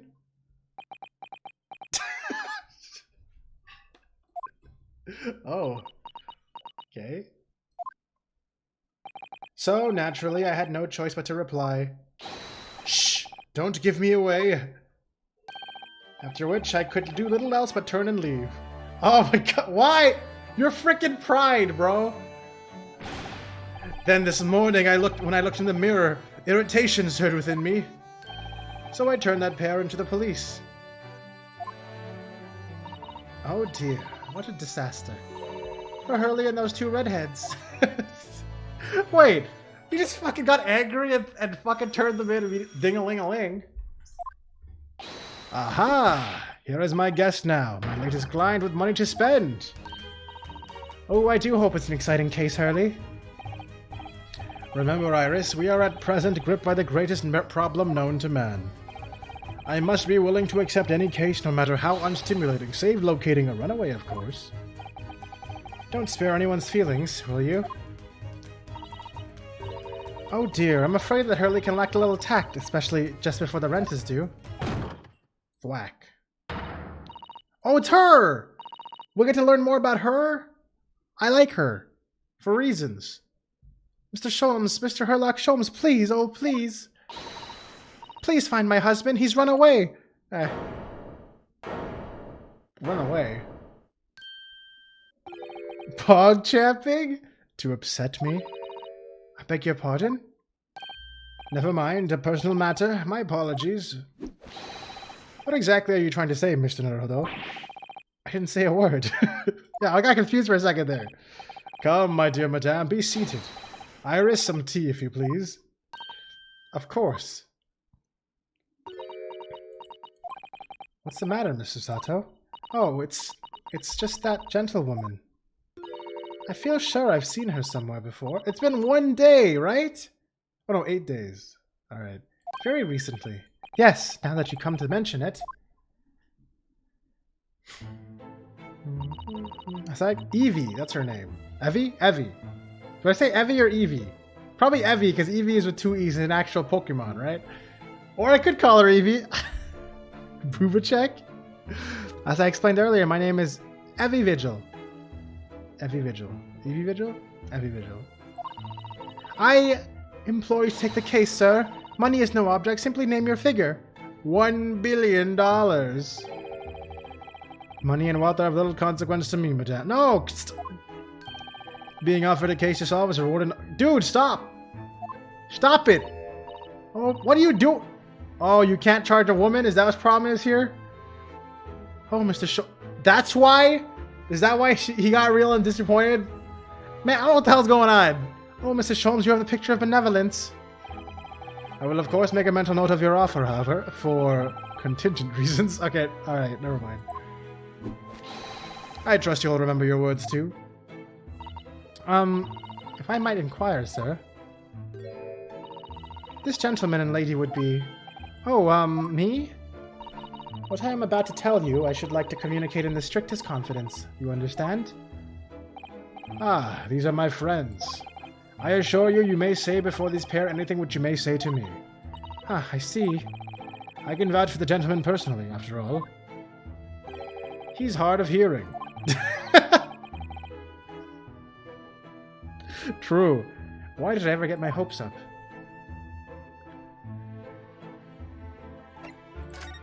Speak up! What did you say? Forgive me for asking, Mrs. Vigil, but have we met somewhere before? Quite recently, perhaps? Oh my! Pshaw, my dear fellow, what is your intention? Clearly you have no ability to differentiate the facial features of the English. If you wish to invite the lady to tea, you must do so in a more gentlemanly fashion. Is it possible? Is that you're the nice young lawyer from the trial I attended last week? Ah, I knew I recognized her. To have a man's fate in the palm of one's hand. Oh gosh, oh golly, it sends shivers down my spine. I didn't quite recognize her because she's acting so differently now. It shends, god damn it. It must be very difficult for you as a lawyer, being hard of hearing, I mean. Pardon? Oh dear, I'm so sorry. I don't worry if you can't hear. It was frippery, really, nothing more. God damn it, man! They really made that joke, huh? Alright. Now look what you've started, Mr. Sholmes. Thank you very much.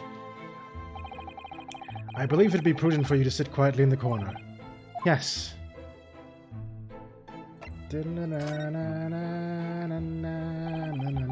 Tell us about your husband, madame. Mr. Vigil, my daily is 40 years of age. I have a photograph here. Is he a redhead? Can't tell with this picture. Entirely unremarkable gentleman, by appearance at least. How long have you been married? It'll be 15 years this year. We have a cordial relationship, and my husband's income is more than adequate, so we live quite comfortably. As it would appear. I need only look at you to know these things. Oh gosh. Your dress is the latest style, your hat clearly regularly groomed, and your eyes are animated. In short, you have no inkling as to why your husband might have disappeared, correct? That's right. He's a kind man with a strong sense of loyalty, and he rather dotes on me. Which would point to the possibility that he has become embroiled in some incident or other. Oh, that is exactly what I fear must have happened, Mr. Sholmes. I'm quite beside myself. My husband's employment is somewhat unusual, you see. What if he's incurred some miscreant's ill will? What exactly is your husband's line of work? He's a warder at the prison. Oh, a guard? That's somewhat unusual. That is somewhat unusual. Prison warder. So, your husband is a prison warder. That's right, yes. Well, in actual fact, he's the chief warder. Oh, that's even bigger. Indeed. I see. Well, chief prison warder certainly qualifies as something of a specialist occupation. Yes, it does. It does indeed. But my poor husband must prepare those dreadful punishments and see that they're carried out. Dreadful punishments? Does she mean capital punishments? And at such times he must occasionally spend a night or two in the prison dormitory. But for that extra responsibility he is remunerated more handsomely than the other warders. Of course, we make no mention of my husband's work to the neighbors. Yes, I believe your prudence is justified. Tell me, at what prison is your husband engaged? Barclay Prison, Mr. Sholmes? Really? Barclay? Oh, a fine establishment. If I'm not mistaken, there is a large cemetery just behind it. Wait, isn't that the same exact fucking place? Is this guy gonna be like, man, how is this gonna somehow connect to the last chapter? I feel like it's gonna connect somehow. Did we ever figure out who actually shot him when he came out of the grave? I guess there's a lot of mystery still with that whole thing. Yes, that's correct. Correct, Lowgate Cemetery. No, it is the same place. Lowgate Cemetery? The very place we were discussing in court. That's unbelievable.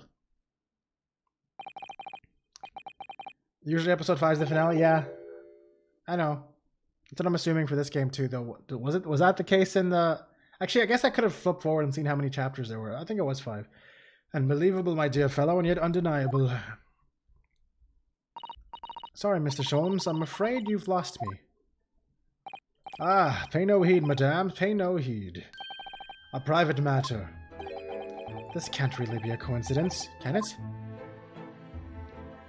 Your husband's disappearance. So, to the matter of your husband's disappearance. When did you realize he was missing? Please try not to laugh. It was yesterday. I'm sorry, yesterday? It really is recent, laughably so. The truth is, my husband does at times have occasion to spend the night away for his work. It's not at all out of the ordinary for him not to return home at night. But this is different. For him not to make any contact for a whole day. That has certainly never happened before. Oh, my dear Daly, whatever could have happened? My dear Mrs. Vigil, please calm yourself. Now then, have you contacted the police? Why, naturally, but sadly, they refuse to listen to my pleas as my husband has only been missing for 1 day. I was asked to wait patiently at home. In truth, Mrs. Vigil, I concur with the police. However, let us not be hasty. I see no reason why we should not engage my deductive powers to track your husband down anyway. Oh, thank you, Mr. Sholmes. And furthermore, let me assure you, a chance to solve the greatest problem known to man for another month has no bearing on my decision. I seek only to put a sweet smile on another Londoner's face. That's really all there is to it. You have my eternal gratitude. I shall pay any sum you care to mention. You seek only to put this sweet rent in your landlady's purse. That's all there is to it.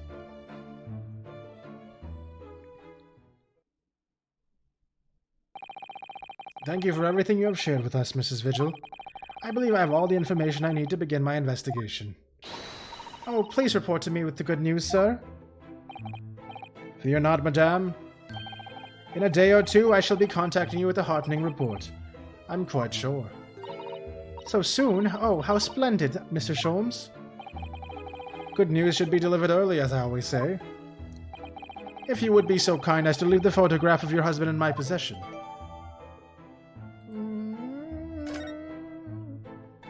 Is this guy gonna be dead? Looks like it almost looks like she caught his finger. He was like, "Got it! Haha, now you're stuck! Haha, loser!"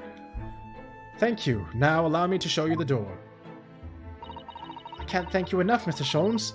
You've been simply marvelous.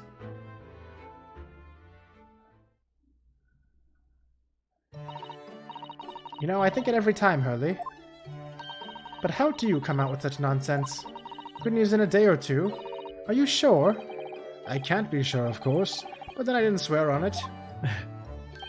I merely gave the good woman some hope. I hope to be able to give her the good news, one might say. After all, the rent must be paid by the end of the day tomorrow. If by that time I've successfully located Mr. Vigil, we shall be mutually relieved. Wouldn't you agree, Mr. Netherhodo? Don't look at me with those eyes. Well, my dear fellow, did you hear the details of the case? Yes, my hearing is surprisingly good, actually. Excellent! And what did you make of it? Well, I was surprised to learn that where her husband worked, at Barclay Prison, I mean. Ah, so you noted that. Of course, especially with the mention of Lowgate Cemetery. Lowgate Cemetery is at the rear of Barclay Prison, so it was renowned among us students at the university for being haunted by the ghosts of condemned victims. I mean convicts. Barclay Prison is where that notorious man was incarcerated. Professor. And now a warder from the prison has mysteriously disappeared, it would seem. It's all very peculiar. Indeed. But nothing you can't handle, I'm quite certain, Mr. Naruhodo. Sorry. Run along to the prison and see what you can glean. Would you? It's the prison governor you want. No doubt the man is equally worried. But aren't you going to go yourself? Surely you needn't ask. I can't possibly be seen out with his hair.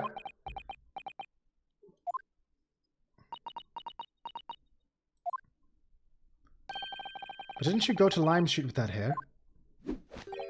That was quite a different matter. So I leave it in your capable hands. Now if you'll excuse me, I'm rather busy.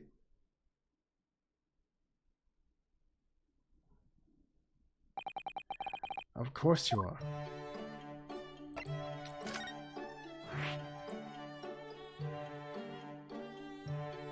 Ah ha ha ha ha ha ha!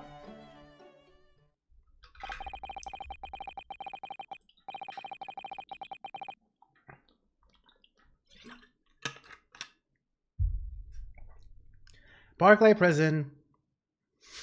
I didn't even chew this time. I just died. I took it whole. Barclay Prison is on the outskirts of London, backing onto a lonely burial ground. Its 4 high outer walls loomed quietly before us in the fog. Having requested a meeting, we were shown to the governor's office in the watchtower.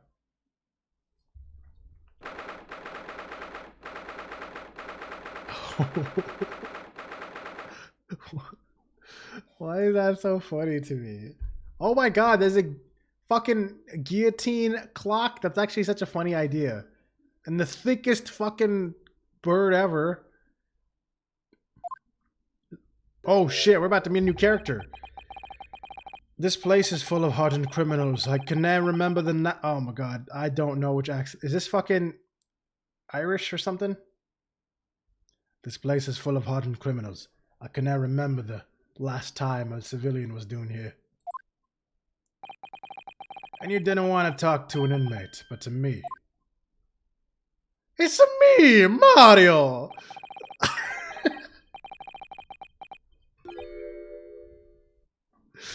Do you ken who I am? I'm the governor, Barry Caden. Oh, yes, it's a pleasure.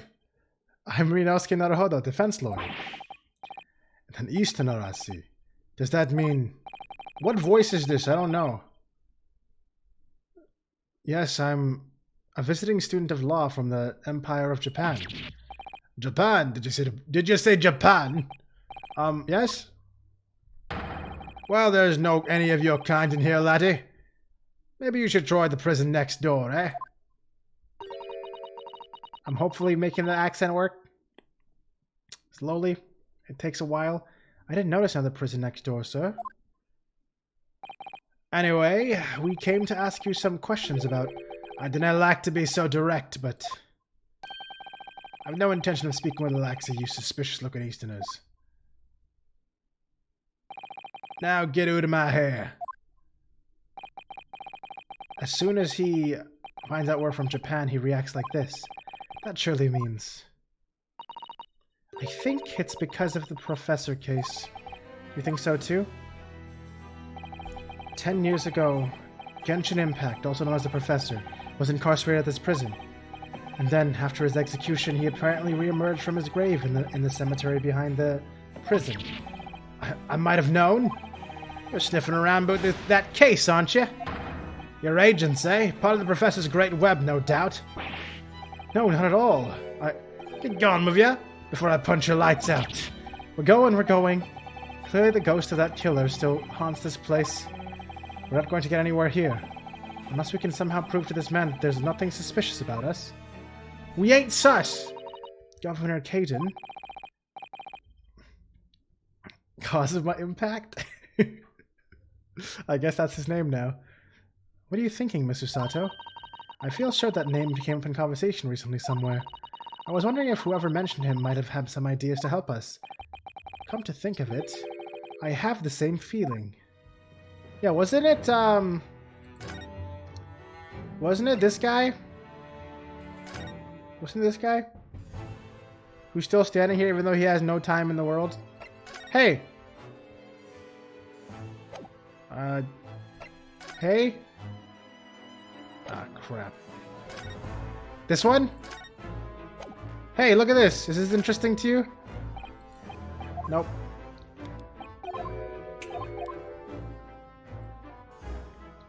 Hi. Thanks. Maybe it wasn't you. I don't remember who it was. Oh wait, was it that big guy? It was big guy, wasn't it? That was the wrong place. I didn't mean to go here.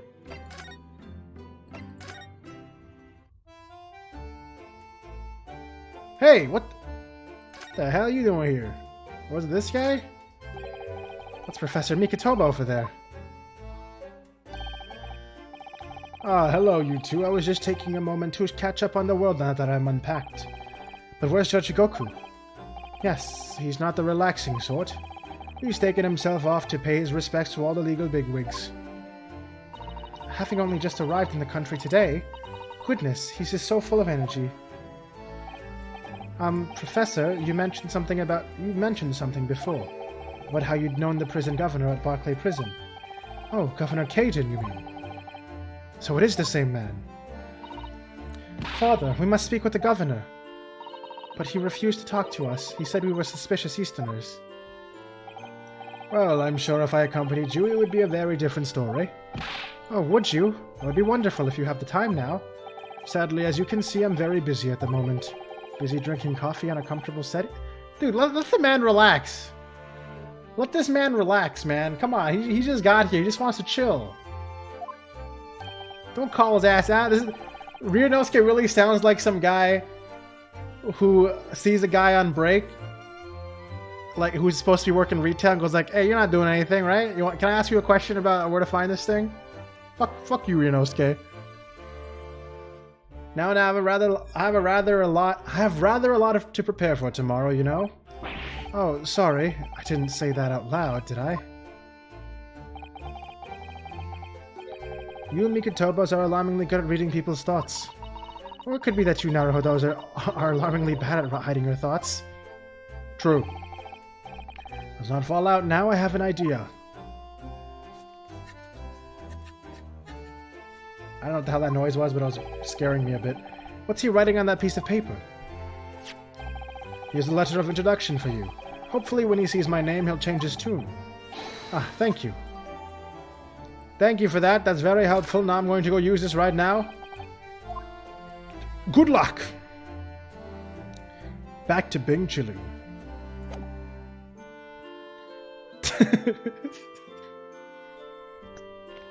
True. Professor Pepe Toba. I see you're still... Why does this guy remind me of somebody? Oh, he looks like... He kind of looks like a mix of like two characters from Street Fighter. Hugo and Dudley. 16th student, lying hidden somewhere in this school. The one they call the ultimate. He doesn't remind me of Mukuro Ikusoba. He does not remind me of Mukuro Ikusoba. Ikusaba. Okay?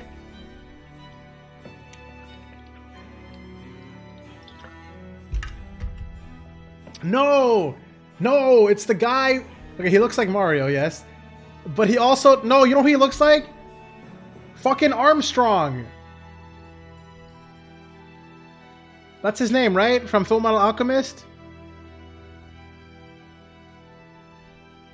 That's who it is. He's like a black-haired Armstrong. Yep. Oh wait, he was bald, right?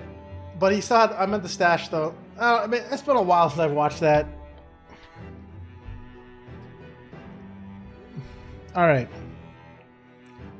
let's talk. If you just cast your eyes over this, Governor Caden.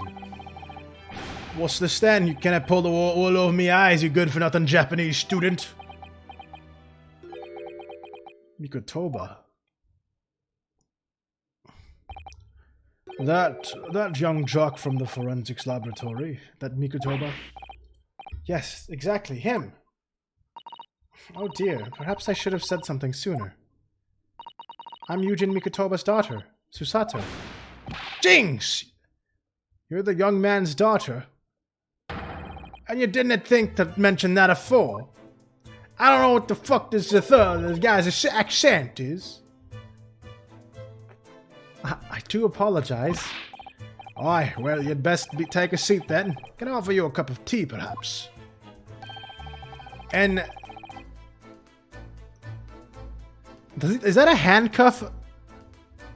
It is! It's a handcuff biscuit. He actually is explaining it right now. And then I forgot to try one of these wee handcuff biscuits. Jinkies.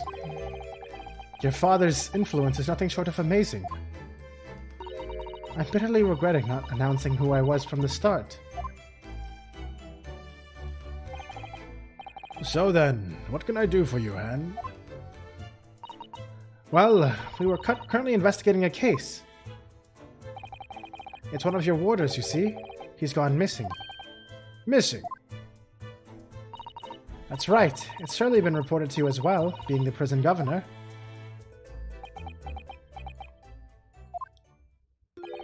I have heard nothing of the sort. There's no missing persons in my prison. Oh, but how can that be? It's Mr. Daily Vigil, your chief warder. Eh? Vigil? That's right, his wife came to us and asked us to investigate his disappearance. Let's skip the part about him only going missing for yesterday for now. Clearly that means something to him. Would you be so kind as to tell us what you know, sir? Aye, of course. Dun, dun, dun, dun, dun, dun, dun, dun. We understand that Mr. Vigil is the chief warder here at the prison. Aye, that he was. Strong sense of responsibility and dedicated to the job, no doubt about it. Oh, he's Canadian. I get it. He was a fine warder. Sorry, did you just say was? Aye, he doesn't work here no more. He left the job. Oh my. When was this exactly? There's a question. When was it about? Can have been much less than 10 years ago now. What?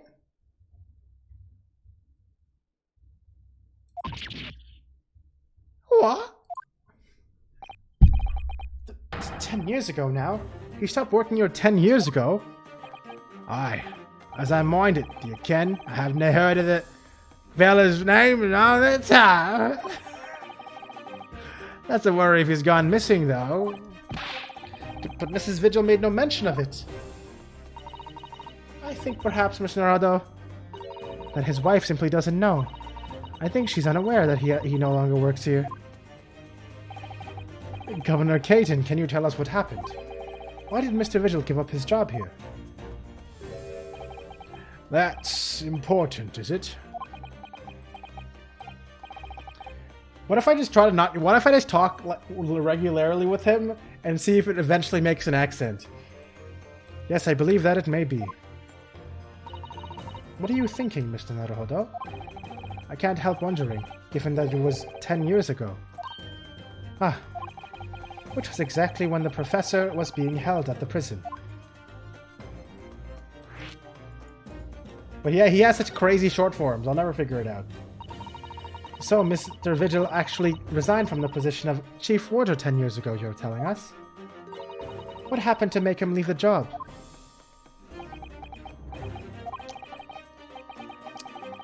In actual fact, he did nay leave the job willingly. He had no choice in the matter.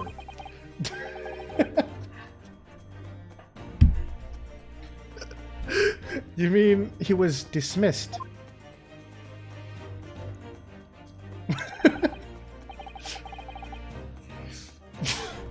Oh my god, stop being so giggly.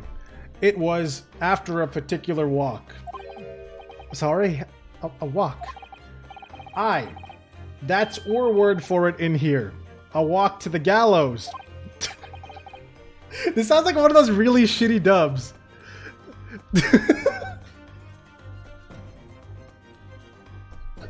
I actually just feel like I'm doing a manual shitty dub now. An execution. It's the job of the chief warder to prepare the gallows tree and oversee any executions, you see. Only Vigil did something unthinkable on that last walk he was vetting. What did he do? I'm sorry, but I cannot reveal that information. But I can tell you that it's very rare for a chief warder to be relieved of his post. But why wouldn't Mrs. Vigil know about it? She appears to be under the impression that her husband still works here. I would nae can think about that, I'm afraid. Can you perhaps answer one more question about the circumstances of his dismissal? And what would that be, Hen? That last execution that Mr. Vigil was responsible for overseeing.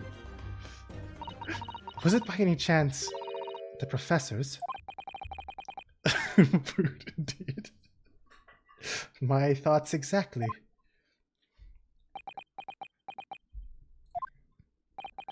I'm sorry, I really am.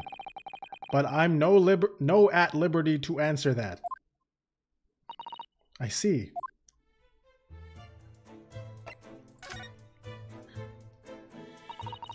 My father came to Britain all those years ago in order to study forensic science, or medicine. You said that shit's so normal you didn't retain anything I read. But you seem to have been well acquainted. The dead room, the prison, and the cemetery have a lot to do with one another. After all, they need fresh corpses for forensic research. Do you ken? Yes, I can. The advancement of medical science isn't always particularly palatable. Your father worked in the laboratory just on the far side of the graveyard. In the basement of St. Sinners. It's still in use today. St. Sinners? That's come up before, I'm sure. Yes, that's right. We've been there. Mikotobo and I used to ride in a carriage together and negotiate terms.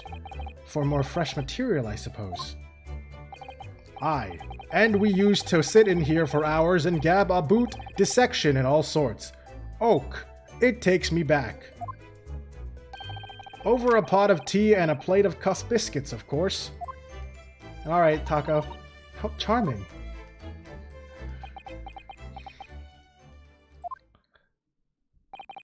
He was a good fella, your father.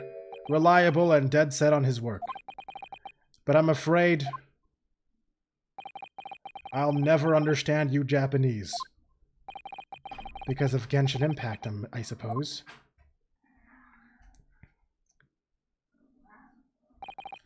Well.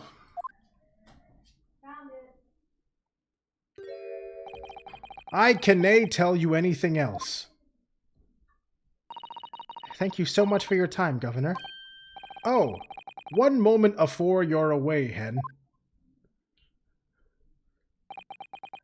I'm sure I have it here somewhere.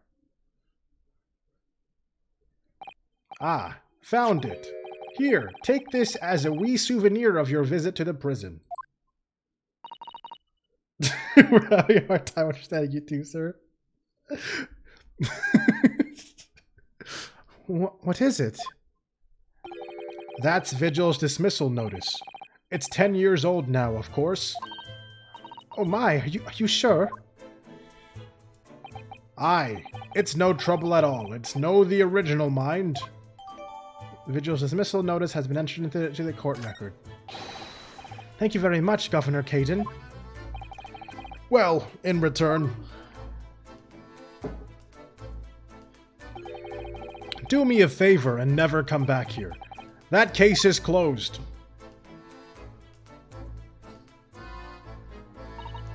Well, I think we ought to return to Baker Street for the time being. Yes, I agree. We need to report back to Mr. Sholmes with what we've found out about Mr. Vigil. What will he tell Mrs. Vigil, I wonder? Hopefully I have no reason to come back yet. I've completely given up on his voice. His voice is just a meme voice now.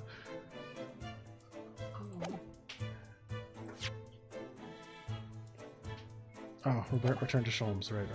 I literally forgot exactly what she just said.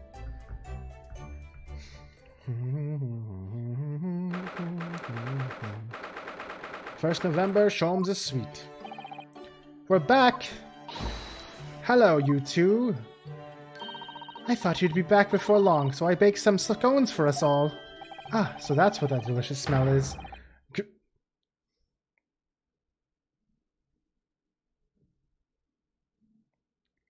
I think he took Chocobo's advice. Yeah, I think he listened to Chocobo's advice. Greetings, my dear fellows. You've returned a good deal sooner than I was anticipating. Hello, Mr. Sholmes. Hello, Mr. Sholmes. Say nothing, your thoughts are written all over your faces in any case. It turns out that it may have been advisable to test my hair color restoration tonic before application. Oh my. Pray tell me, what if I've water, friend? Have you garnered some new information? I do really like this shade of... I really like this color. This color of blue is nice. Also, it's basically the malt colors. Isn't it? Oh, like the wallpaper of malt. Wait, he needs to be on the screen again. Hold on. What? Pray tell me the waterfront. Have you garnered some new information? Oh, yes, something very surprising. In fact, well, it's not a patch on your hair, to be honest. It most certainly isn't, but we discovered that... Sholmes! Sholmes! Sholmes! Sholmes! Sholmes! Drop everything, Sholmes. This is more important. Gina? I can't Adam and Eve it. Sniff. What's happened? Clearly a very grave matter indeed. For Miss Lestrade made no mention of my hair whatsoever. It is true. It's the boss. What do you mean? Inspector Gregson? The boss is... He's dead. What? They found his body. Shot with a pistol. What? But... Inspector Gregson? He was... murdered? No. Not Gregsy. Come in, my dear girl. Tell us the whole story. Dude, the fucking animations on her right now. Holy shit.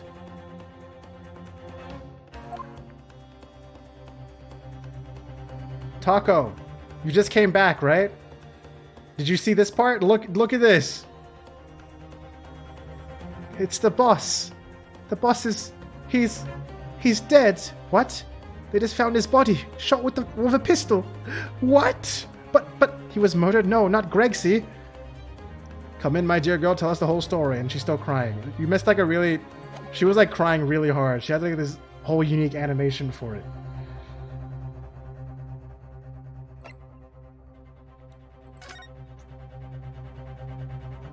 The inspector's death. Are you serious, Gina? Inspector Gregson was... He was really shot. I don't know much about what happened myself yet. They're still there investigating the scene. Where did this take place? A little rented room in a building full of flats on Fresno Street. The outskirts of town, nowhere near his home. He was perhaps investigating a case then. The thing is, no one at the yard knows nothing about no case around there. Oh, how strange. The boss was... He was so good to me. I know I ain't up to much yet, but... One day, I was gonna show him. I'd become a proper detective. Oh, Ginny.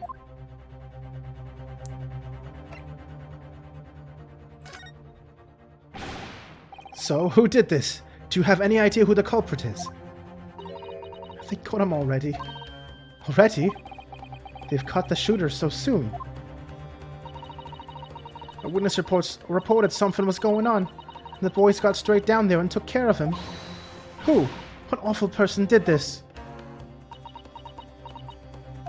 I still can't believe it myself. Gina? It was the Reaper.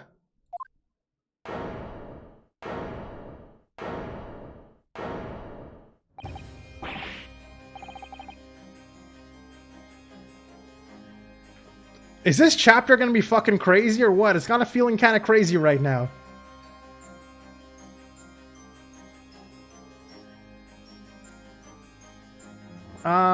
Okay. Holy shit. I'm glad the night is still young. Alright. Wait a minute. You don't mean... They've arrested Lord Van Zieks for it? That's right. That Reaper bloke's gone. And shot the boss. No, Lord Van Zieks?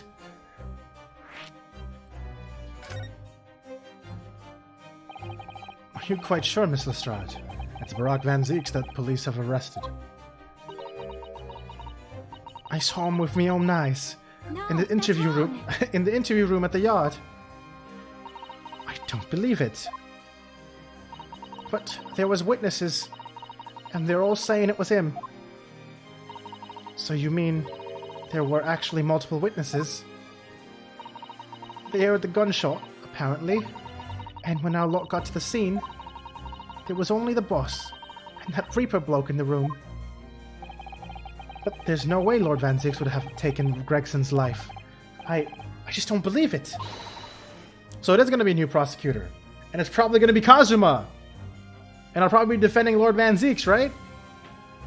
Probably? I don't believe it either.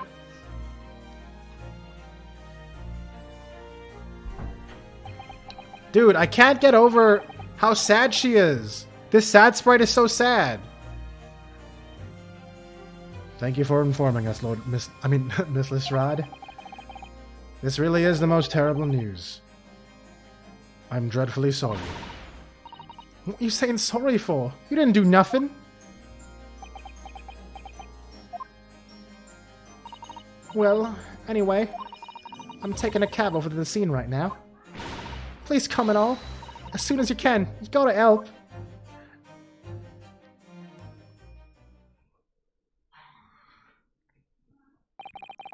It's a detective's lot to appear whenever some sinister plot is unfolded. Little wonder we all look haggard. Sometimes these things are almost too much for the nerves. Mr. Sholmes. What use is there in being a great detective if I fail to see something like this coming, How could I let this happen to Gregson? To Gregson!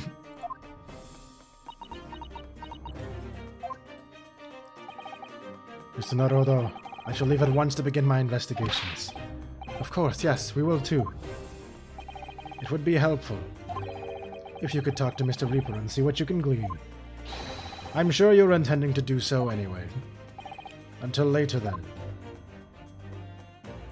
I am so fucking intrigued right now. Inspector Gregson dead and Lord Van Zieks arrested. Bruno, Susie! I've called you a handsome. It's waiting outside. Thanks, Iris. Shall we, Mr. Sato? Yes. Iris sure is cheerful for knowing that Gregsy is dead.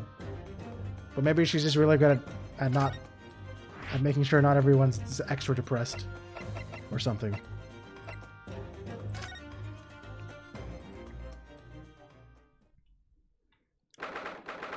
There he is, reading. So maybe she'll be chill if we tell her dad is dead? True. There he is, Lord Van Zeek's behind bars. So it's true, he really was arrested. He's sitting with his back to the wall, reading something. I don't think he's noticed us. Lord Van Zeek's? I mean, that was not her talking. Lord Van Zeek's? Yeah, that's basically it. The malt head, I guess, is basically Iris right now. Fancy meeting you here. The last place on Earth I'd like to be, but the last person on Earth I'd like to see. I couldn't very well not come. We heard what happened. That Inspector Gregson was... Go home. This has nothing to do with you. But... Forgive me, Lord Van Zeeks, but I must disagree.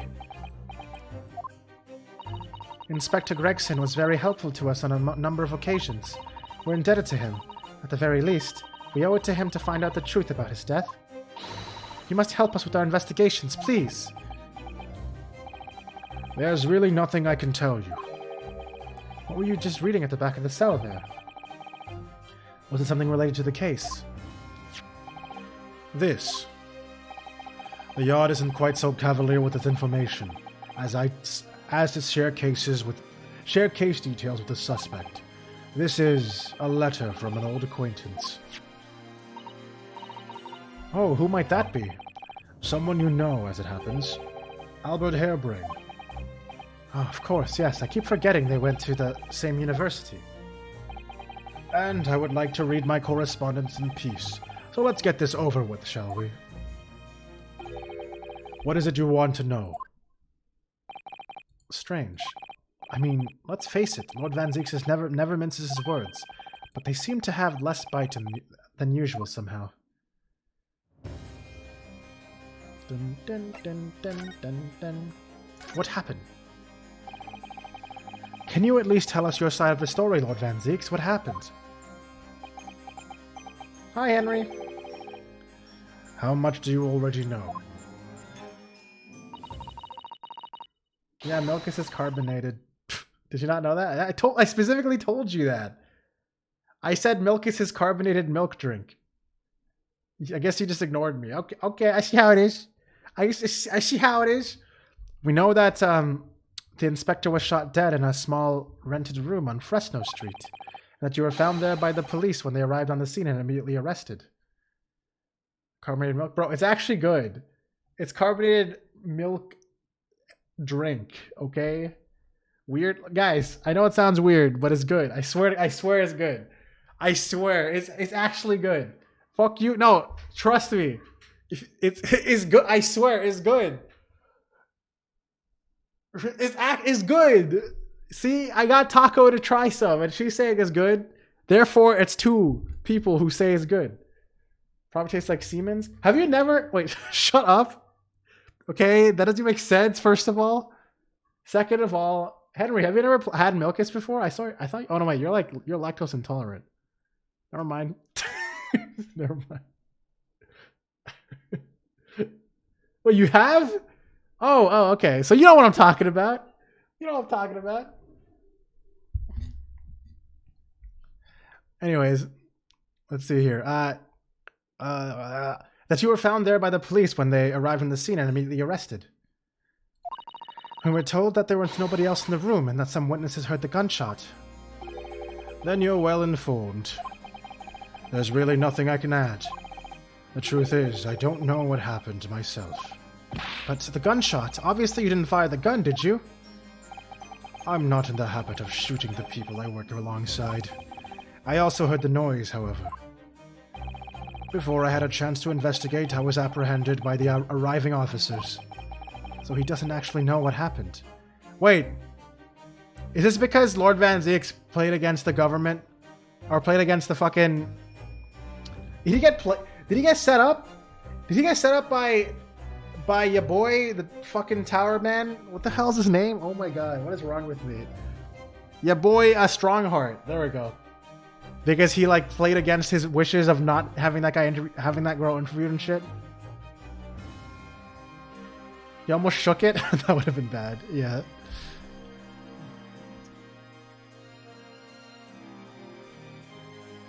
The more you grow disgusted. It's good, Chocobo. It's good. You can get it at Asian grocers. Fuck you. No? God damn it, man. So, he doesn't actually know what happened. If I might ask, what were you doing in that place to begin with? I don't need to answer that. I mean, I don't need to answer that. Yeah, they don't go together. Until they do, Chocobo. Until they do. I think specifically the one we got was the peach flavored one, right? It's good. It's good. Oh. After all, you're not representing me. He's going to need a lawyer, though. For the first ever meetup where no one's getting water and we're just getting Milkies for everyone.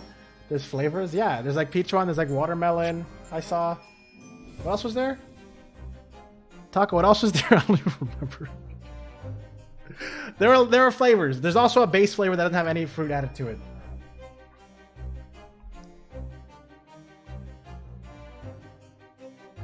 There's pineapple, you're intrigued. You like root beer floats? Ice cream is made of milk, root beer is carbonated. You see? Pikachu 5-head. See, it's not so crazy. Alright? Anyways, the best thing ever is Milkies on paper on pizza. I'm just kidding, by the way. I'm just kidding. I'm kidding. Don't quote me. Anyways, what's up?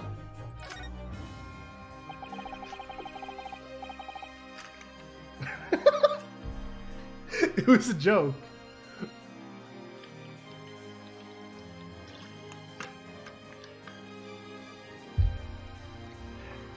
Or was it? Who is going to be representing you in court, Lord Van Zieks? Anyone other than you, I should imagine. Huh.